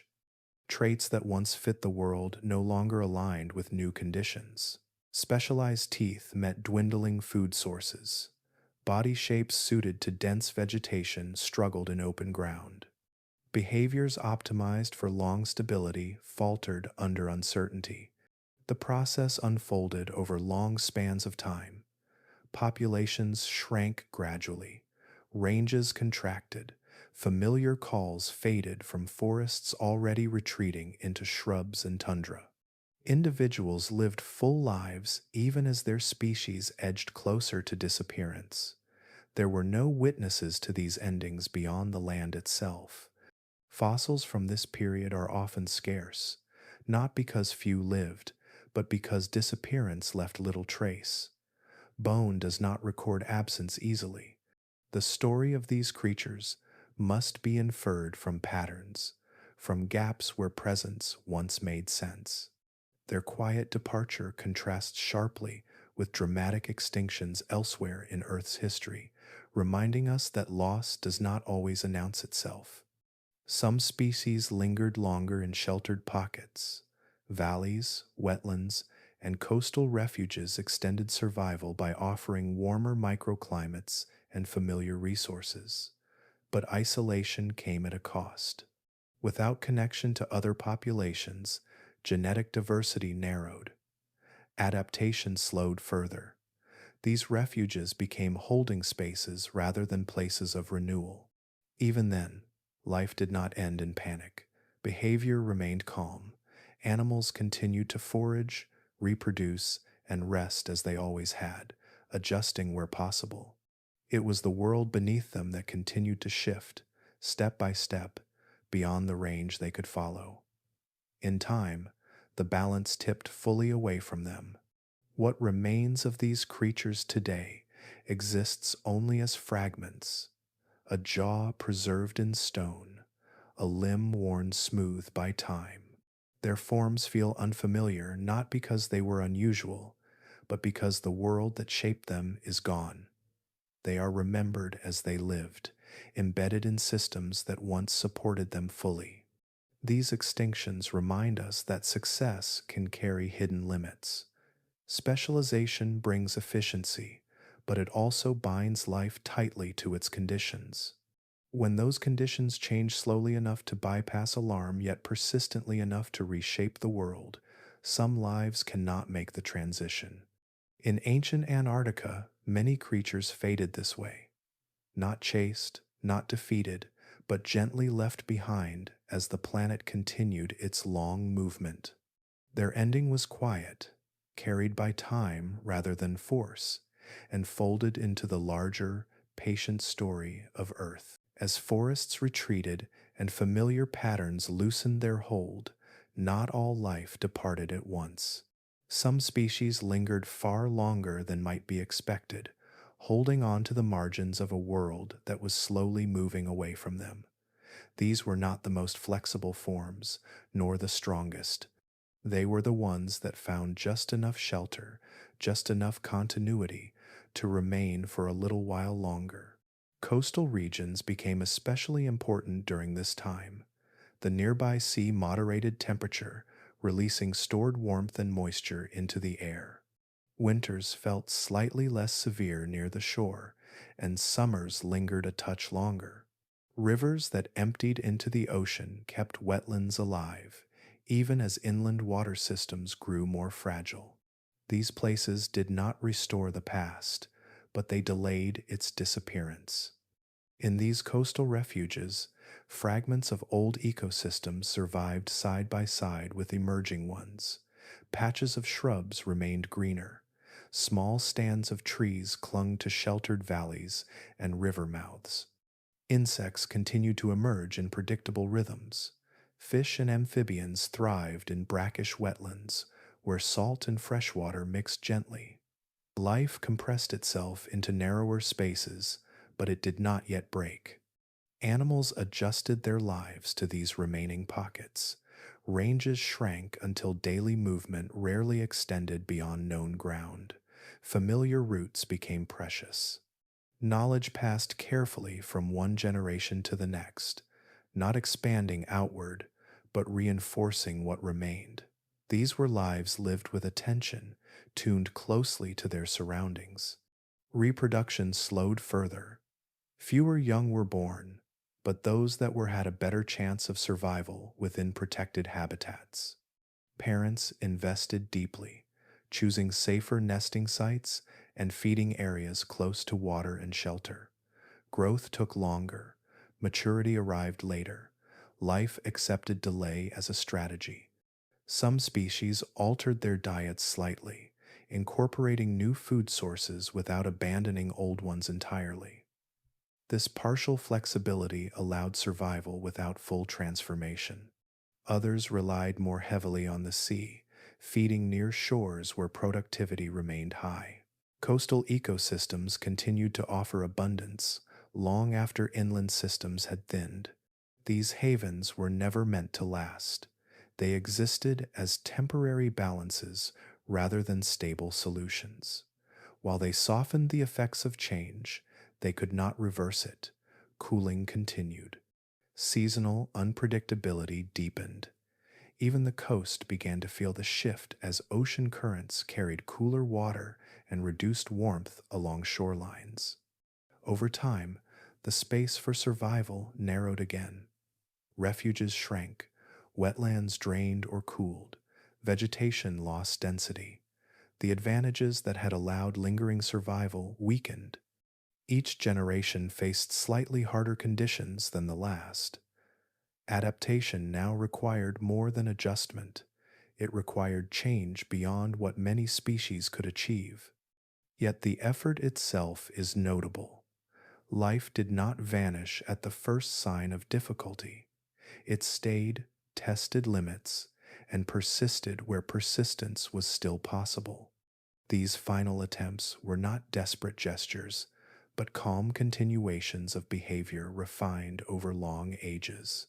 Creatures lived as they always had, trusting the systems that had once sustained them. The end, when it came, arrived quietly. Populations declined below the threshold needed to continue. Individuals lived out their lives without replacement. Shelters remained empty after they were last used. Trails faded as vegetation changed. The land absorbed the absence without ceremony. What remains of these species today exists only in scattered traces. A bone preserved in coastal sediment, a footprint filled and hardened by time. Their story is one of endurance rather than failure. They stayed because staying had once worked, and because the world did not clearly tell them when it would stop. In ancient Antarctica, life did not disappear all at once. It thinned, withdrew, and finally released its hold on the land. The species that tried to stay did so with patience and quiet resilience.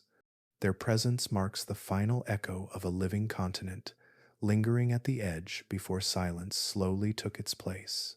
The change that had been gathering for ages finally found a form that could not be ignored. Ice, once a visitor that arrived and departed with the seasons, began to stay. It did not surge across the land. It settled. In high places where shadows lingered longest and warmth retreated first, snow survived its summers. Layer by layer, it compressed, hardened, and transformed into something heavier and more enduring.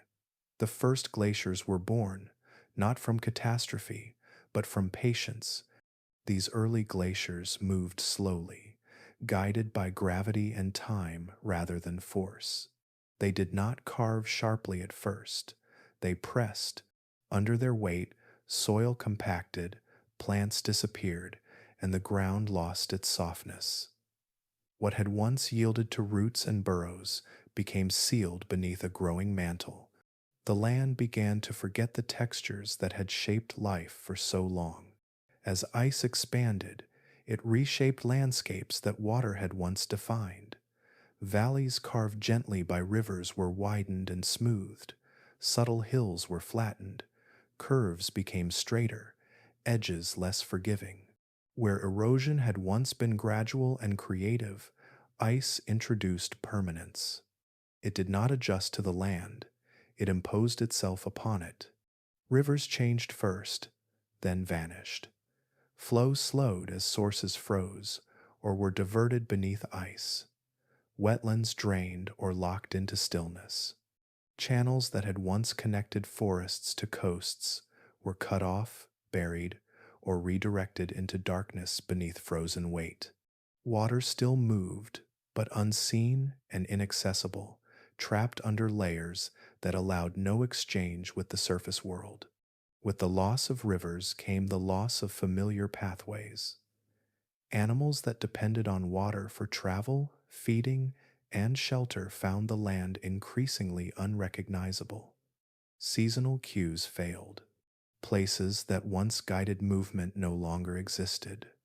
Even coastal refuges, long protected by the ocean's breath, felt the reach of cold as ice thickened inland and altered air and water currents. Habitats disappeared, not through destruction, but through coverage. Forest remnants, tundra patches, and wetlands were buried slowly, sealed away rather than torn apart. Leaves did not scatter. Trees did not collapse. They were pressed into silence, preserved beneath layers that prevented decay. Life ended above, but below, shapes remained. This burial created a strange stillness. Sound faded, movement ceased. The land became quiet, not because it was empty, but because it was locked. What had once lived on the surface now existed as memory held within ice and sediment. The planet archived its own history without ceremony. For the remaining life, choices narrowed sharply. Ice did not offer compromise. Where it advanced, nothing adapted. The few species still present retreated again, following shrinking margins between frozen ground and open sea. But even these margins grew unstable. Permanent ice altered weather patterns, reinforced cooling, and accelerated its own spread. Feedback replaced balance. The arrival of permanent ice marked a turning point, not defined by sudden loss, but by finality. Conditions no longer oscillated. They settled into a new state that no longer supported the systems built for warmth, water, and continuity. What had been temporary became constant. What had been flexible became fixed. From above, the continent transformed into something simpler. White replaced green. Smooth replaced textured. Motion slowed to nearly nothing. Yet beneath this apparent emptiness lay a world carefully preserved. Roots, bones, pollen, and spores remained, suspended in cold storage. Ice became both eraser and guardian, ending life on the surface while protecting its record below. Antarctica did not die in this moment. It changed roles. It shifted from living landscape to geological archive. The planet did not pause to reflect. It continued moving, cooling, and reshaping itself according to forces far older than forests or animals. The arrival of permanent ice closed a chapter that had lasted for millions of years. Rivers fell silent, habitats vanished from view, life withdrew completely from the land, and in the quiet that followed, the continent began a new, frozen existence, carrying the memory of everything it had once been beneath layers of enduring cold. After ice settled into permanence, the final threads holding land life together began to loosen. What remained of the old ecosystems had depended on fragile connections, and as those connections failed, the process of disappearance moved quietly toward completion. There was no final catastrophe, no single season that marked the end. Instead, the collapse unfolded through absence. Food chains unraveled first. With rivers sealed and wetlands buried, the steady movement of nutrients stopped reaching the surface. Soil life slowed beneath frozen layers, unable to recycle energy as it once had. Plants that survived brief cold periods could no longer recover when summers failed to return warmth for long enough. Growth stalled, then ceased altogether in exposed regions. Without new vegetation, herbivores found less to eat with each passing year. As vegetation thinned, it stopped buffering the land. Wind scoured open ground. Snow accumulated where plants once trapped and redistributed it. Ice expanded more easily across bare surfaces, reinforcing the conditions that prevented regrowth.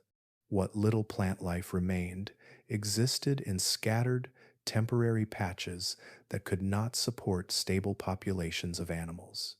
Herbivores lingered briefly, relying on stored energy and shrinking food sources. Their movements slowed, ranges contracted until familiar paths ended at ice. Reproduction failed more often than it succeeded. Young required more time and nourishment than the land could now provide. One generation faded into the next without replacement. Predators followed, not through pursuit, but through dependency. With prey scarce and unpredictable, hunting became inefficient. Energy lost could not be regained. Large bodies, once supported by abundance and patience, became liabilities. One by one, predators vanished, leaving no trace beyond bones sealed beneath advancing ice. The soundscape of the continent changed. Calls that once echoed through forests and across wetlands faded. Footsteps grew rare, then absent. Even insects disappeared from the surface as soil froze and plants no longer bloomed. Silence did not arrive suddenly. It spread, settling into spaces where movement once belonged. Antarctica did not witness its own quieting. Life does not observe its ending. The land simply became still. Ice extended across valleys, over former riverbeds, and into coastal lowlands. Glaciers thickened, flattening what remained of exposed ground. Where animals had once rested, ice pressed downward, sealing the surface completely. Ice became the dominant force shaping the continent. It reflected sunlight instead of absorbing it, reinforcing cold. It redirected winds, altered weather, and isolated Antarctica further from global systems that once tempered its climate. Feedback replaced balance. Each layer of ice supported the next. This dominance brought a different kind of permanence. Biological time gave way to geological time. Change slowed, not because forces weakened, but because motion became constrained. The continent entered a long stillness, carrying its past beneath a frozen shell. What remained of land animals existed only as memory within the earth. Bones lay undisturbed, protected from decay by cold and pressure. Pollen grains rested in sediment, preserving the imprint of forests that no longer cast shadows. Tracks hardened into stone beneath layers of ice, marking movement that would never return. The final disappearance of land animals was not an act of erasure, it was a transition. Antarctica shifted fully into a new state, one that no longer required life on its surface to define it. The continent became a place shaped by accumulation rather than interaction, by weight rather than growth. From afar, Antarctica appeared empty. In truth, it was full of history, locked beneath ice that would persist for millions of years. The silence did not mean nothing had lived there. It meant everything had already been recorded. Ice ruled the land now, not as an invader, but as the natural outcome of long, quiet change. The chapter of forests, animals, rivers, and movement closed without ceremony. And in that closure, Antarctica took on the role it still holds today, a frozen archive, holding the memory of a world that once thrived where ice now sleeps. Not all life vanished with the arrival of ice. As Antarctica hardened and silence spread across its surface, a quieter story continued beyond its borders. Some creatures did not wait for conditions to become impossible. Long before glaciers sealed the land completely, they followed pathways that were already beginning to open. Their departure was not a sudden flight, but a gradual outward movement shaped by changing comfort rather than panic. As forests fragmented and seasons grew less reliable, certain species expanded their ranges northward. They followed river corridors, coastal plains, and connected land bridges that still existed as the continents continued their slow separation. These movements unfolded over many generations. Each step carried them slightly closer to warmth, slightly closer to stability. There was no moment of decision. Life simply flowed toward places where familiar patterns still held. These migrating species were not always the strongest or the most adaptable in obvious ways. Often, they were the ones with just enough flexibility, a broader diet, a tolerance for slightly cooler temperatures, a willingness to travel farther in search of resources. These small differences, insignificant in earlier times, now shaped survival. As they moved into new regions, these animals carried Antarctica with them in subtle ways. Their bodies held genetic memories shaped by long polar light cycles, forest living, and seasonal rhythm. These traits did not vanish. They blended into new environments, contributing to the diversity of life elsewhere. Evolution did not erase their origins, it repurposed them. Over time, descendants of these migrants spread across parts of South America, Australia, and beyond. Some became familiar shapes in new landscapes. Others remained obscure, changed slowly until their Antarctic ancestry could only be traced through deep comparison of bones and genes. Yet the connection remains. Antarctica is written quietly into their history. Even plants joined this outward movement. Seeds traveled by wind, water, and animals, finding new soil in warmer lands. Lineages that once rooted in Antarctic forests adapted to new climates, eventually forming part of ecosystems far removed from ice. The continent did not simply lose life, it redistributed it. Birds played a unique role in this exchange. With their ability to cross distances quickly, they carried traits shaped in polar regions into lower latitudes. Feathers adapted for light regulation and endurance found new uses elsewhere. Migration patterns refined in Antarctic seasons influenced behaviors that persist today. Their descendants still follow ancient rhythms, even if the landscapes beneath them have changed. Marine life also escaped more easily than land animals. Coastal species expanded along connected shorelines as waters cooled unevenly.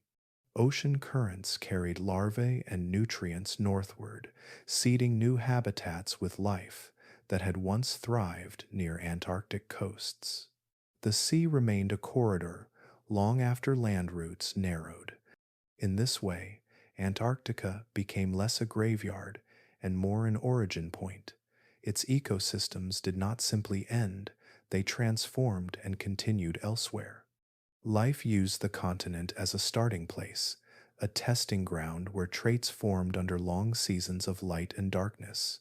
When the ice arrived, those traits did not disappear, they traveled. The idea of Antarctica as lifeless obscures this deeper truth. Though its surface fell silent, its biological influence spread outward. Pieces of its ancient world live on in distant places, carried through time by descendants who never knew the land their ancestors left behind. This continuity reshapes how extinction is understood. Not every ending is absolute. Some losses are local rather than total. While Antarctica lost its surface life, the planet as a whole retained much of what evolved there. The story did not conclude, it changed setting. Today, when scientists trace lineages across continents, they sometimes find echoes that lead back to the south. Shared traits, unexpected similarities, genetic markers that hint at a common past. These are quiet reminders that Antarctica once gave more than it lost. The creatures that escaped did so without ceremony. They followed gradients of comfort, guided by instinct and opportunity. In leaving, they ensured that Antarctica's living history did not vanish entirely. It moved on, carried forward in new forms, woven into the broader fabric of life on Earth. When the surface of Antarctica fell silent and ice sealed the land, life did not disappear completely. It withdrew. It slipped downward and inward, finding spaces where conditions still allowed persistence. While forests vanished and animals moved on or faded away, other forms of life adjusted their scale and expectations. Survival no longer depended on sunlight or seasons. It depended on patience and chemistry. Beneath the thickening ice, pressure and insulation created environments unlike anything on the surface. Heat from the earth continued to rise slowly from below, prevented from escaping by layers of frozen weight above. In certain places, this warmth was enough to keep water liquid. Hidden lakes formed under kilometers of ice, dark, still, and cut off from the sky. These subglacial lakes did not freeze, and in their isolation, they became refuges. Within these buried waters, microbial life persisted. These organisms were small enough to survive on minimal energy, flexible enough to use chemical reactions instead of sunlight to sustain themselves. Minerals dissolved in water provided fuel. Slow reactions replaced growth fueled by photosynthesis. Life shifted from a surface-driven world to one powered quietly from within. These microbes did not move quickly. Their lives unfolded over long spans of time, measured in patience rather than productivity. Division happened slowly. Metabolism adjusted to cold, darkness, and pressure. Every process took place at the edge of what is possible, yet it continued. Existence itself became the achievement. Underground, within sediments and porous rock, more life endured. Tiny organisms inhabited spaces between mineral grains, feeding on traces of organic material locked away since the continent's warmer past. These remnants of ancient ecosystems became nourishment. The past sustained the present in a literal sense, as molecules once part of forests and animals were reused by life too small to leave fossils. The absence of sunlight reshaped biology rather than ending it. Without day or night, these organisms lived without rhythm as it was once known. Time lost meaning. There were no seasons to prepare for, no cycles of growth and rest. Stability replaced change. Conditions remained constant for thousands and millions of years, allowing life to persist in a steady state.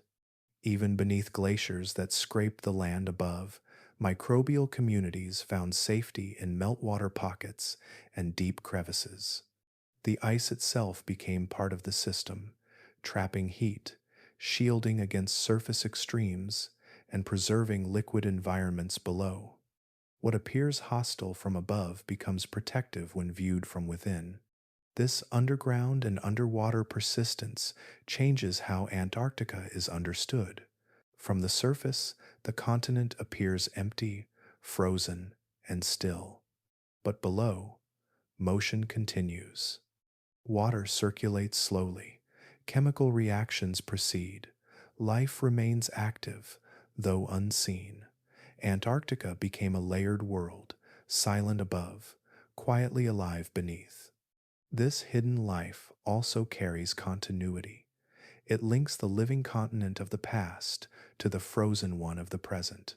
Microbes today may descend from organisms that lived in ancient forests and wetlands, transformed by time rather than erased by it. Their survival forms an unbroken thread across extreme change. Subglacial lakes act as time capsules.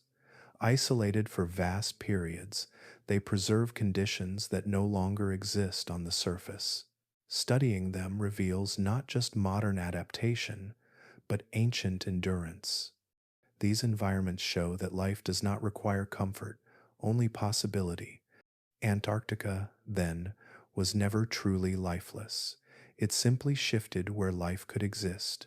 When surface systems failed, underground and underwater systems took their place.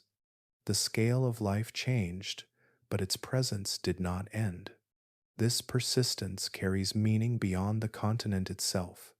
It reshapes how life on Earth is understood. Survival is not always visible. It does not always involve growth or expansion. Sometimes it involves waiting, enduring quietly until conditions change again, or until discovery brings light to places long hidden. Today, as scientists drill through ice and sample waters never touched by air, they uncover this ongoing story. Each discovery confirms what the land itself has held all along. Even under the weight of ice, even without sunlight, life finds a way to remain. Antarctica rests, frozen and silent at the surface. Beneath it, life continues, steady and patient, reminding us that endings on Earth are rarely complete. Once the last traces of surface life withdrew, Antarctica entered a different kind of existence. The rhythms that had shaped forests, wetlands, and moving animals gave way to slower forces. Wind replaced roots, ice replaced soil.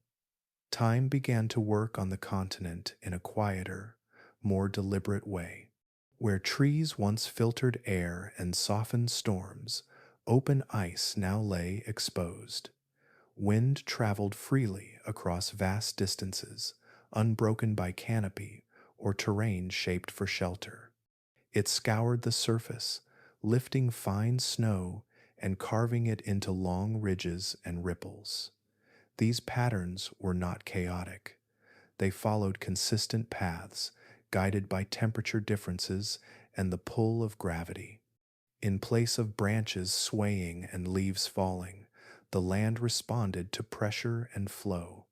Ice became the dominant material through which the continent expressed itself. Snow accumulated, compressed, and slowly transformed, layer upon layer, into dense glacial ice. Each layer held a memory of the atmosphere that formed it. Tiny bubbles trapped ancient air. Fine particles recorded distant events, volcanic ash, dust carried across oceans, fragments of a world still active elsewhere.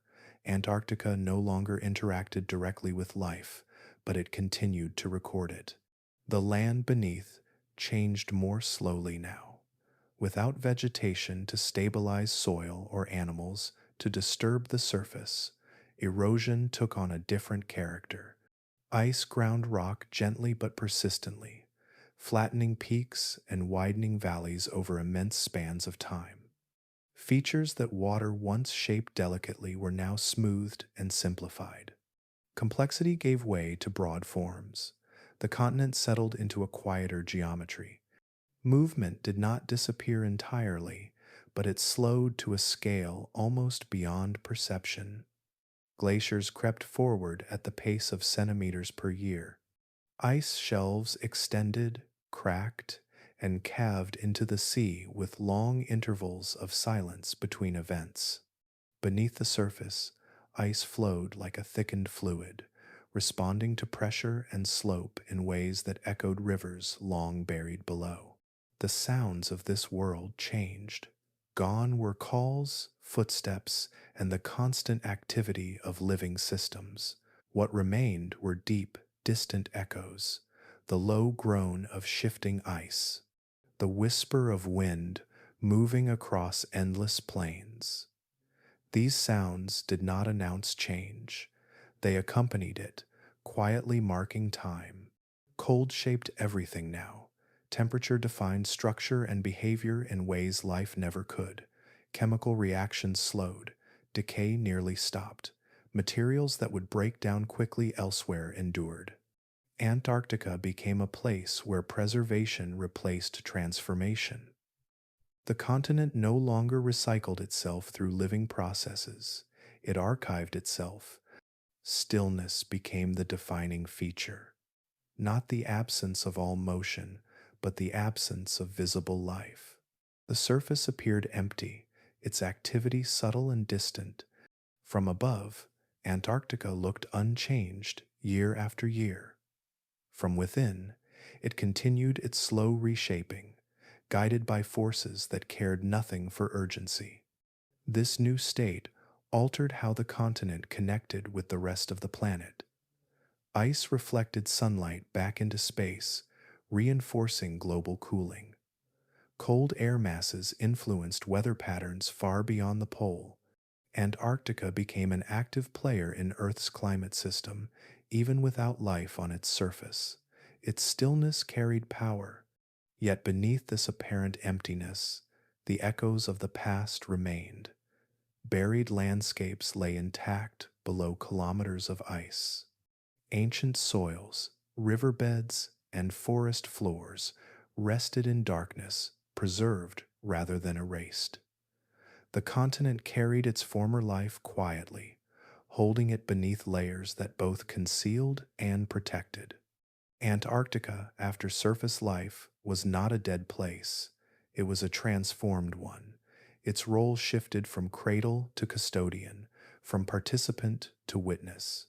The energy that once supported ecosystems now shaped ice, wind, and time. The continent entered a long pause, one that continues into the present. Movement had not vanished. It had become subtle enough to require patience to notice, and in that patience, Antarctica found its new identity, a land no longer defined by what lived upon it, but by how it endured. Beneath the still surface of Antarctica, the past did not vanish, it waited. As ice thickened and sealed the land, it created conditions unlike almost anywhere else on Earth. Cold slowed decay to a near standstill. Pressure compressed layers gently rather than shattering them. In this way, ice became not only an ending, but a preserver. Ancient worlds were locked in place, held exactly where they fell. Forest floors, once layered with leaves and soft soil, were pressed into darkness without being disturbed. Bones remained where animals had lived and died. Pollen settled into sediments and stayed there, unchanged. Tracks hardened before erosion could blur them. The ice did not rearrange history, it paused it. Unlike environments shaped by heat, water, or biological recycling, Antarctica's frozen state interrupted time itself. Chemical reactions slowed. Microbial breakdown nearly ceased. Organic material that would normally disappear within years or centuries endured for millions. What would have been lost elsewhere remained intact, not by design, but by circumstance. Fossils here feel different because they are. They are not just remnants of life, but snapshots of moments. A tree root still grips the soil it grew from. A jaw lies where muscle once pulled against it. Insects, seeds, and spores rest exactly where the wind or water last placed them.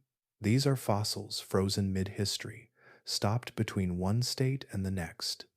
Ice layers form a timeline. Year by year, snow fell and compressed, stacking the past in order.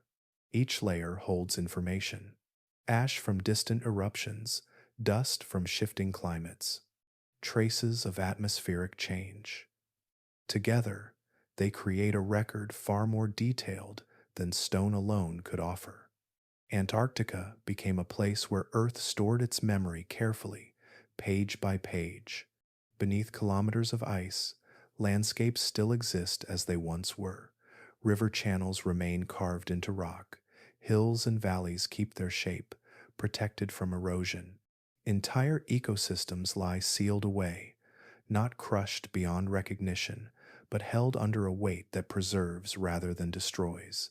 It is as if the continent closed a book without tearing its pages. When scientists drill into the ice, they are not simply extracting samples. They are opening windows into worlds long gone. A core of ice might pass through layers that span millions of years. Within it, pollen reveals what once grew there. Tiny bubbles reveal the air animals once breathed. Sediments at the base reveal the soil that supported forests and life.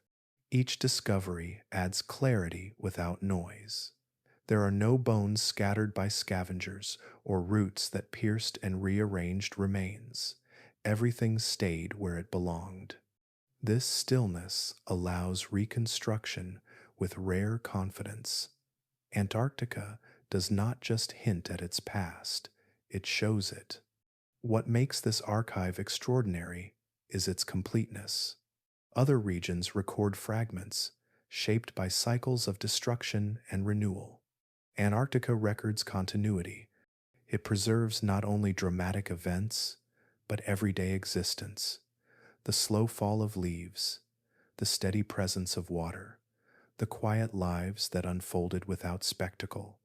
These details matter because they reveal how life truly lived. Discoveries continue because the ice continues to retreat in small, controlled ways. Glaciers shift, edges melt, rock surfaces emerge briefly before being covered again. In these moments, fossils appear, untouched by time. A bone exposed after millions of years looks almost recent. A plant imprint appears as crisp as the day it formed. This ongoing discovery does not rewrite the past, it completes it. Each finding fits into a story already written in layers. Antarctica offers context rather than surprises. It shows how life responded to long change, how ecosystems rose and faded without drama, and how a living continent became a frozen archive. The ice does not speak, but it remembers. It holds the record of warmth, movement, and adaptation that once defined the land. In preserving these worlds, Antarctica ensures that nothing is truly lost. The creatures that walked its forests, the plants that grew beneath polar light, and the rivers that shaped its ground all remain present, waiting to be seen. Antarctica stands today not just as a symbol of cold, but as Earth's most faithful historian. When the story of ancient Antarctica is viewed as a whole, its meaning does not arrive as a single lesson. It settles slowly, like snow, revealing patterns only after time has passed. The creatures that lived, adapted, lingered, and finally vanished did not fail in the way stories of extinction often suggest. They followed the rules of their world with care, intelligence, and persistence, and through them, Earth reveals how change truly works. Life adapts because adaptation is woven into its nature. Across ages of warmth and stability, Antarctic ecosystems adjusted again and again, responding to shifts in light, geography, and climate with patience. Forests changed composition, animals refined behavior, small organisms absorbed pressure and buffered larger systems. For a long time, this flexibility was enough. It carried life forward without the need for dramatic transformation. But adaptation is not infinite. It depends on boundaries set by biology, environment, and time. The creatures of Antarctica adapted until they could no longer do so without becoming something entirely different. At that point, adaptation did not fail. It simply reached its edge. Bodies built for forests could not remake themselves fast enough for ice. Behaviors shaped around steady seasons could not stretch endlessly into unpredictability. This teaches a quiet truth. Survival is not guaranteed by strength, intelligence, or even resilience alone. It is shaped by fit. When conditions move beyond what life is built to tolerate, persistence becomes waiting, and waiting eventually becomes stillness. There is no moment when Earth announces that the limit has been reached. It passes that threshold silently. The Antarctic story also shows that change does not need disaster to be decisive. There were no sudden impacts or violent upheavals that erased life from the continent. Instead, small shifts accumulated. Ocean currents redirected heat. Seasons grew uneven. Forests thinned. Ice arrived gradually, then stayed. Each change seemed manageable on its own. Together, they transformed a living continent into a frozen one. This kind of change is harder to notice because it lacks drama. It unfolds over spans longer than memory. Creatures live and die without knowing the direction the planet is moving. Ecosystems respond step by step, adjusting until adjustment is no longer possible. By the time consequences become clear, the process is already complete. Time emerges as the most powerful force in this story. Not time measured in moments, but time measured in persistence. Ice did not conquer Antarctica through speed. It did so through patience. Life did not disappear because it stopped trying. It disappeared because the world around it continued moving long after adaptation had done all it could. Time shapes outcomes not by force, but by accumulation. Every season leaves a trace. Every shift builds on the last. Over millions of years, even the most stable systems change form. The creatures of ancient Antarctica lived within this reality, whether they understood it or not. Their lives were full, successful, and suited to their moment in Earth's long story. What remains now are their lessons, held in ice and stone. They tell us that Earth is not cruel, but indifferent to expectations. It does not protect systems because they work well. It allows them to persist only while conditions align. When alignment fades, Earth does not hesitate or regret. It simply continues. This perspective reframes extinction. It is not always an ending marked by violence. It is often a quiet release, the gradual easing out of forms that no longer belong. Antarctica did not reject its life. It changed in ways that no longer supported it. Yet even in this, there is continuity. Life did not vanish from Earth because Antarctica changed.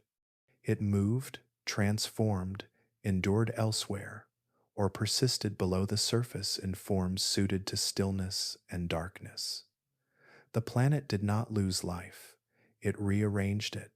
In the end, the creatures of ancient Antarctica teach us humility. They remind us that adaptation has limits, that disaster is not required for transformation, and that time carries more influence than any single event. Earth moves forward not in leaps, but in long, quiet steps, and everything that lives upon it moves or rests in response. The frozen stillness of Antarctica can feel distant, as if it belongs to a world entirely separate from daily life. Yet beneath that quiet surface lies a history that speaks directly to the present. The ancient life of Antarctica matters today not because it was unusual, but because it followed the same rules that still govern the planet now. Its story helps reveal how Earth responds to change when that change unfolds slowly, patiently, and without warning. One of the most important lessons hidden in Antarctica's past is the idea of climate thresholds. For long ages, conditions shifted gently without disrupting life. Forests adjusted, animals adapted, ecosystems compensated. From within that living world, everything likely felt stable. Then, without a single dramatic moment, the balance tipped. Cooling past a point where familiar systems could no longer recover. Ice stayed, rivers vanished, growth ceased. This did not happen because change accelerated suddenly, but because accumulated change crossed a boundary. Understanding these thresholds matters today because they are difficult to detect while they are being approached. Earth does not send clear signals when it is nearing a turning point. It allows gradual adjustment until the options for adjustment run out. Antarctica's past shows that once these boundaries are crossed, returning to previous conditions becomes extraordinarily difficult, sometimes impossible. Ice, once established, reinforced itself. Cold supported more cold. The system did not reverse on its own. Antarctica also teaches that dramatic events are not required to reshape a planet. There was no single catastrophe that erased its forests and animals. Instead, a series of small changes worked together over long spans of time. Ocean currents shifted, seasons lost predictability, forests thinned. Life adapted each step of the way, believing perhaps that adaptation would always be enough. It was not the speed of change that mattered most, but its direction and persistence. This slow unfolding is easy to underestimate. Humans are drawn to moments, to disasters, to clear beginnings and endings. Antarctica's story resists that pattern. Its transformation happened quietly, with no witnesses capable of understanding what was happening in real time. This makes it a powerful mirror for the present, where many changes appear manageable in isolation but accumulate into something larger. Ancient Antarctica also reminds us that Earth does not aim to preserve specific outcomes. It does not protect forests because they are beautiful, nor animals because they are complex. It responds to energy, balance, and motion. When those align in one way, life flourishes. When they shift, life reorganizes or retreats. This process is neither cruel nor kind. It is simply consistent. The continent's past matters because it expands the scale of understanding. Modern climate discussions often focus on decades or centuries. Antarctica's history stretches across millions of years, showing how even slow changes can lead to total transformation. It shows that stability can exist for a very long time and then fade without ever announcing its departure. There is also a quieter lesson here about memory. Antarctica preserved its past beneath ice, allowing it to be studied long after surface life disappeared. The continent holds evidence of worlds very different from the one we know, reminding us that Earth has worn many faces before. None were permanent. Each arose, persisted, and gave way to the next. This perspective does not invite fear, it invites awareness. Understanding Antarctica's past does not mean expecting its future to repeat exactly. It means recognizing patterns, limits, and consequences. It means learning how Earth behaves when pushed gently but continuously in one direction. Ancient Antarctica still matters because it grounds the present in deep time. It places modern change within a broader story, one where life has endured, adapted, migrated, and persisted in forms often invisible to the surface. It reminds us that the planet is always moving forward, even when change feels slow. As Antarctica settled fully into its frozen state, it did something remarkable. It remembered. The continent did not simply harden and forget what had come before. It layered its past carefully, storing it in ice, stone, and silence. What looked empty from the surface became one of Earth's most faithful memories. Ice fell year after year, season after season, each snowfall adding a thin page to a growing record. These layers stacked gently, compressed by their own weight, becoming a timeline written downward instead of forward. Air was trapped inside them. Dust drifted in from distant lands and settled. Ash from faraway eruptions arrived quietly and stayed. Each layer captured a moment, holding conditions exactly as they were, without interpretation or loss. Together, these layers formed a memory that could not be altered by roots, rivers, or animals. Nothing churned them, nothing mixed them. The cold preserved their order. The deeper one goes, the further back in time the story travels. Ice did not rush to record events. It waited and accepted whatever arrived, trusting time to do the organizing. Beneath these frozen timelines, the land itself remained intact. Valleys carved by rivers were not destroyed by ice. They were sealed. Forest floors, once softened by leaves and movement, were pressed into stillness without being torn apart. Soil layers remained stacked as they had formed. Rocks held the marks of water flow and erosion from an earlier world. Landscapes were buried, not erased. This difference matters. In many parts of Earth, history is overwritten again and again. Mountains rise and crumble, rivers cut, shift, and disappear. Life reshapes the ground constantly. Antarctica escaped this cycle. When ice arrived, it paused the process instead of resetting it. The land beneath became a snapshot rather than a palimpsest. What lies below is not a jumble of remains. It is an organized archive. River channels still curve gently. Hills retain their shapes. Wetland basins remain where water once gathered. Even the spacing between features tells a story about how life and water moved across the land.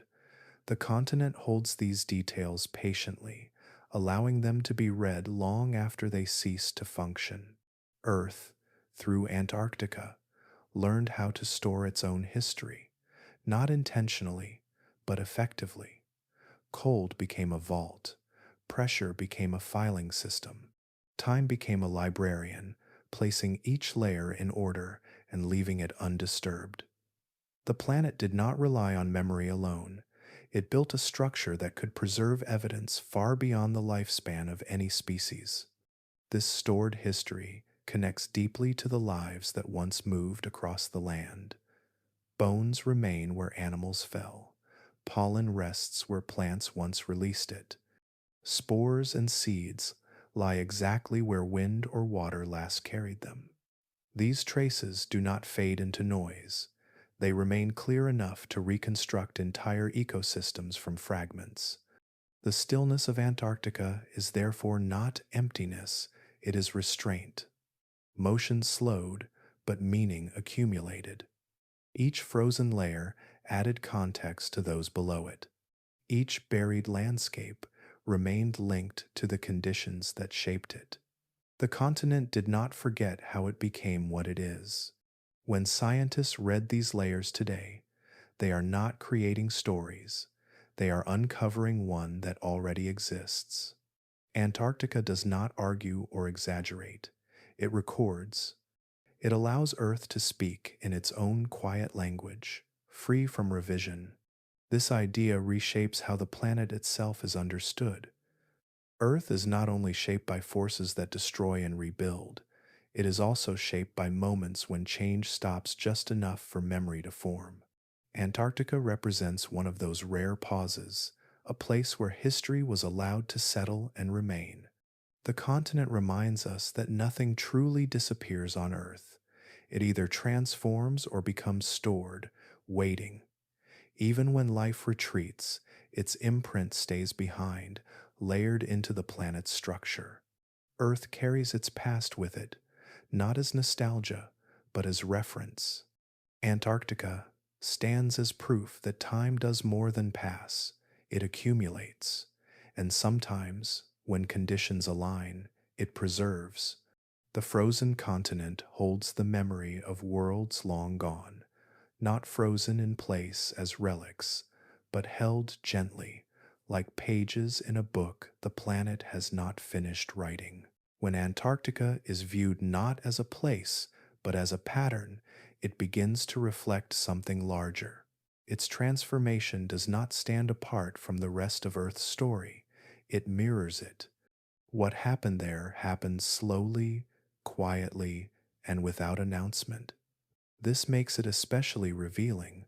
Antarctica shows what unfolds when conditions change gently enough to feel manageable, yet steadily enough to reshape everything. For a long time, stability masked vulnerability. Life flourished under predictable rhythms, and those rhythms became trusted. Forests returned each season, rivers followed their paths, animals adapted in ways that assumed tomorrow would resemble yesterday. That assumption felt reasonable, even natural, yet stability itself carried risk. When change arrived, it did not arrive as disruption. It arrived as deviation, small enough to adjust to, again and again. Antarctica reveals how fragile stable systems can be when the balance they depend on begins to drift. Ecosystems do not need to be weak to fail. They need only to be finely tuned. The more precisely a system fits its environment, the fewer directions it can move without breaking. Antarctic life was not brittle, it was refined, and refinement narrows options. As conditions shifted, life responded. It always does. Plants adjusted growth cycles, animals changed behavior, microbes altered chemistry. These responses worked for a time, reinforcing the sense that balance remained intact, yet the foundation beneath them continued to move. Light patterns changed, heat redistributed, ice advanced. Eventually, adaptation caught up to the limits of form. What makes this process difficult to recognize is its subtlety. There was no moment when everything felt wrong at once. Each change could be explained, each loss appeared isolated. Together, they formed a trajectory that only became clear in hindsight. Antarctica teaches that systems can appear stable right up until they are not. This lesson extends beyond climate or geography. It touches the way life everywhere depends on balance. Life does not require perfection, it requires alignment. Temperature, water, energy, and time must work together within certain ranges. When they do, complexity thrives. When they drift apart, even slightly, complexity becomes harder to maintain.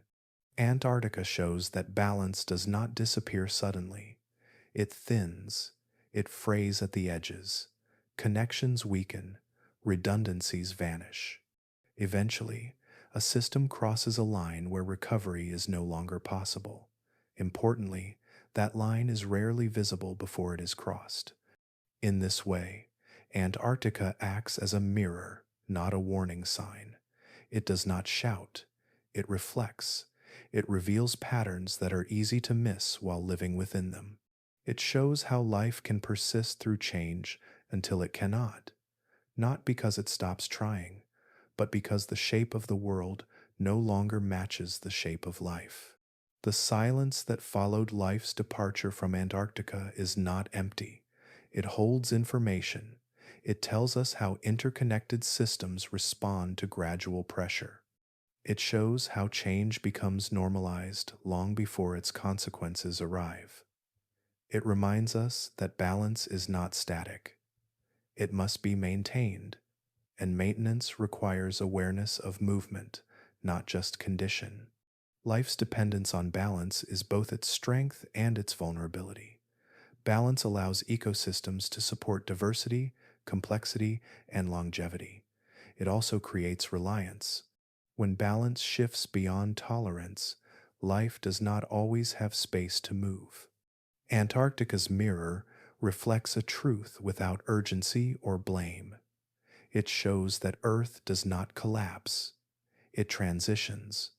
Life does not vanish. It rearranges, retreats, or reduces to forms suited for the new conditions. The loss we observe is often local, but its lessons are universal. To see Antarctica clearly is to see a pattern repeated across Earth's history. Stable worlds rise, they persist, they change quietly, and eventually they give way to something simpler, colder, or more constrained. This is not failure, it is process. Antarctica reflects this process back to us. It does so without emotion, without urgency, and without pause. It simply shows what happens when balance drifts and how life responds, not with drama, but with patience, until patience is no longer enough. As Antarctica slipped beneath ice and silence settled over the land, its creatures did not vanish in a way that demanded remembrance. They left no living descendants that clearly carried their shapes forward. They left no surface traces to be stumbled upon by chance.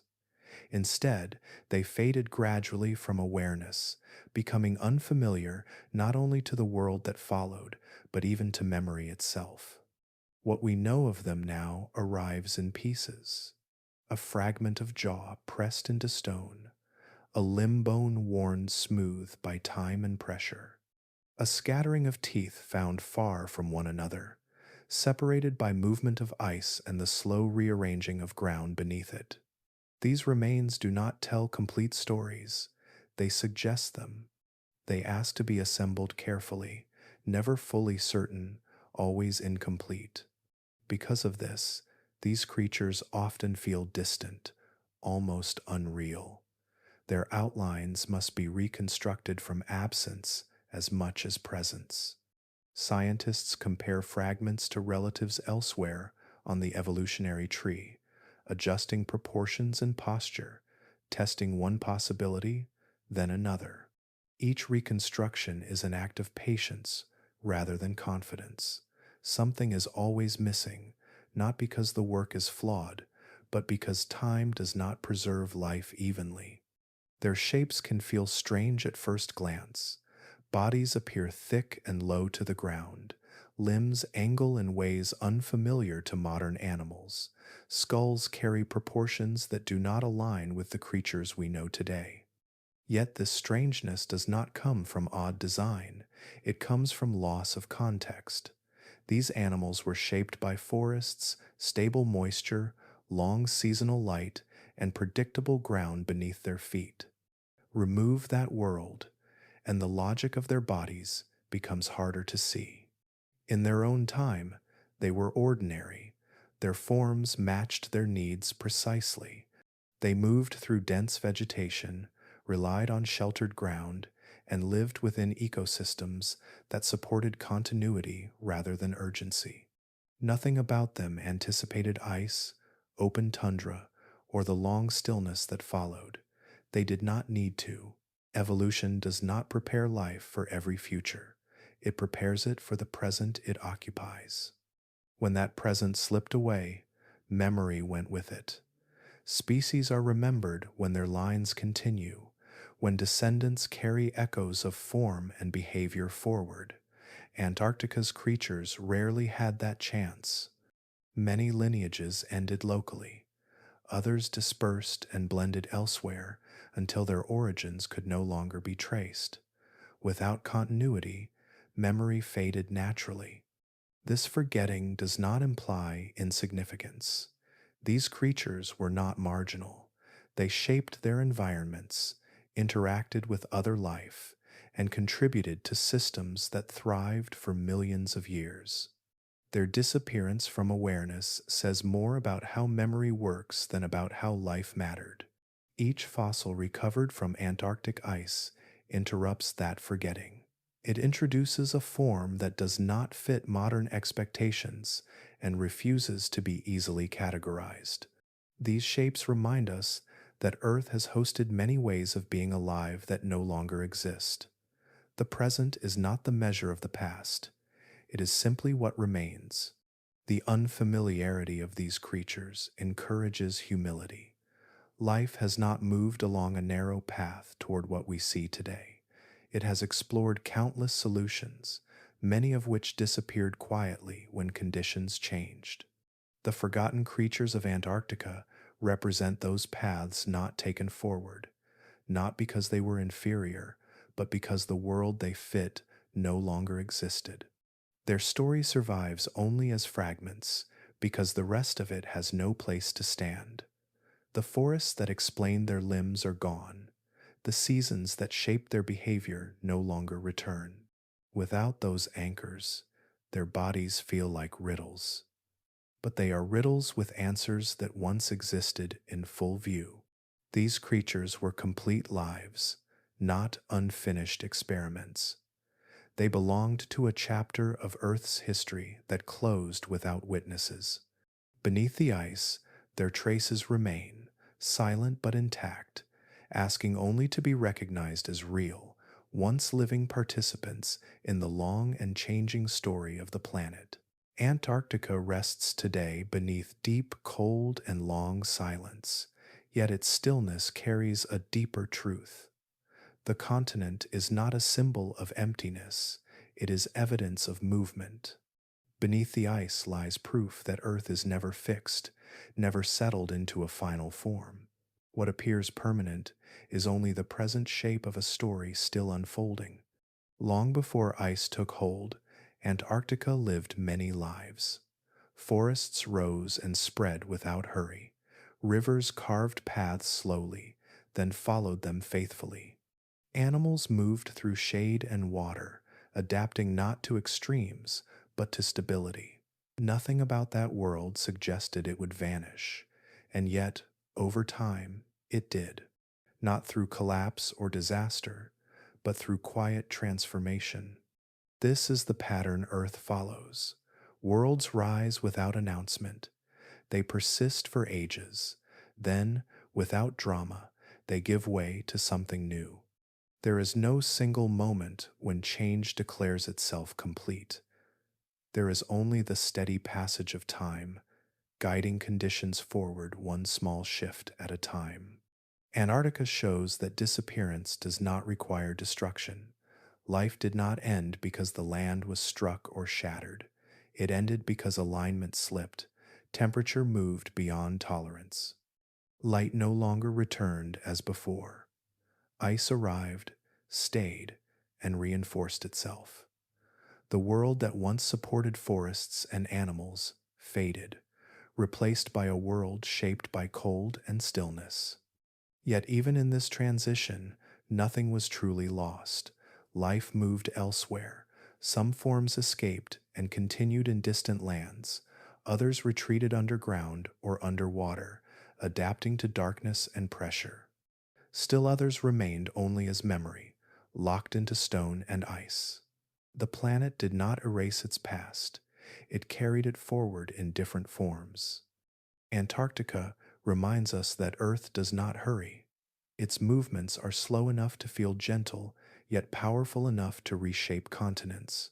The planet does not chase outcomes, it follows balance. When balance changes, life responds, sometimes by adapting, sometimes by moving, sometimes by ending locally and continuing elsewhere. There is a calm honesty in this process. It does not favor survival for its own sake. It does not punish life for existing. It simply moves, adjusting conditions according to forces larger than any ecosystem. In doing so, it creates new opportunities, even as it closes old ones. The frozen surface of Antarctica can feel final, as if the land has reached an ending. But endings are rare on Earth. What looks like conclusion is usually transition slowed to near stillness. Ice sleeps where forests once stood, but beneath that sleep lies history, preserved and waiting. This perspective changes how we see time. The lives that once filled Antarctica did not fail. They belonged fully to their moment. They thrived where conditions allowed them to thrive. When those conditions changed, their story reached its natural close. That close was not tragic, it was complete. Earth continues forward in this way, endlessly. Continents drift, currents shift, climate adjusts, life responds. Some forms persist, others fade, new forms arise. The planet does not repeat itself, yet it often echoes patterns already lived through. Antarctica stands as one of those echoes, a place where life once flourished without urgency, a place where change arrived quietly, a place where memory was preserved rather than erased. Its ice does not only mark cold, it marks continuity. As the planet moves on, Antarctica remains, not frozen in time, but carrying time within it. It holds the story of worlds that rose and disappeared without spectacle. It shows that Earth is not static, not fragile in the way stillness suggests, but dynamic in a patient, enduring way. Life once thrived where ice now sleeps, and that truth rests gently beneath the surface, a reminder that every landscape, no matter how still it appears, is part of a much longer journey,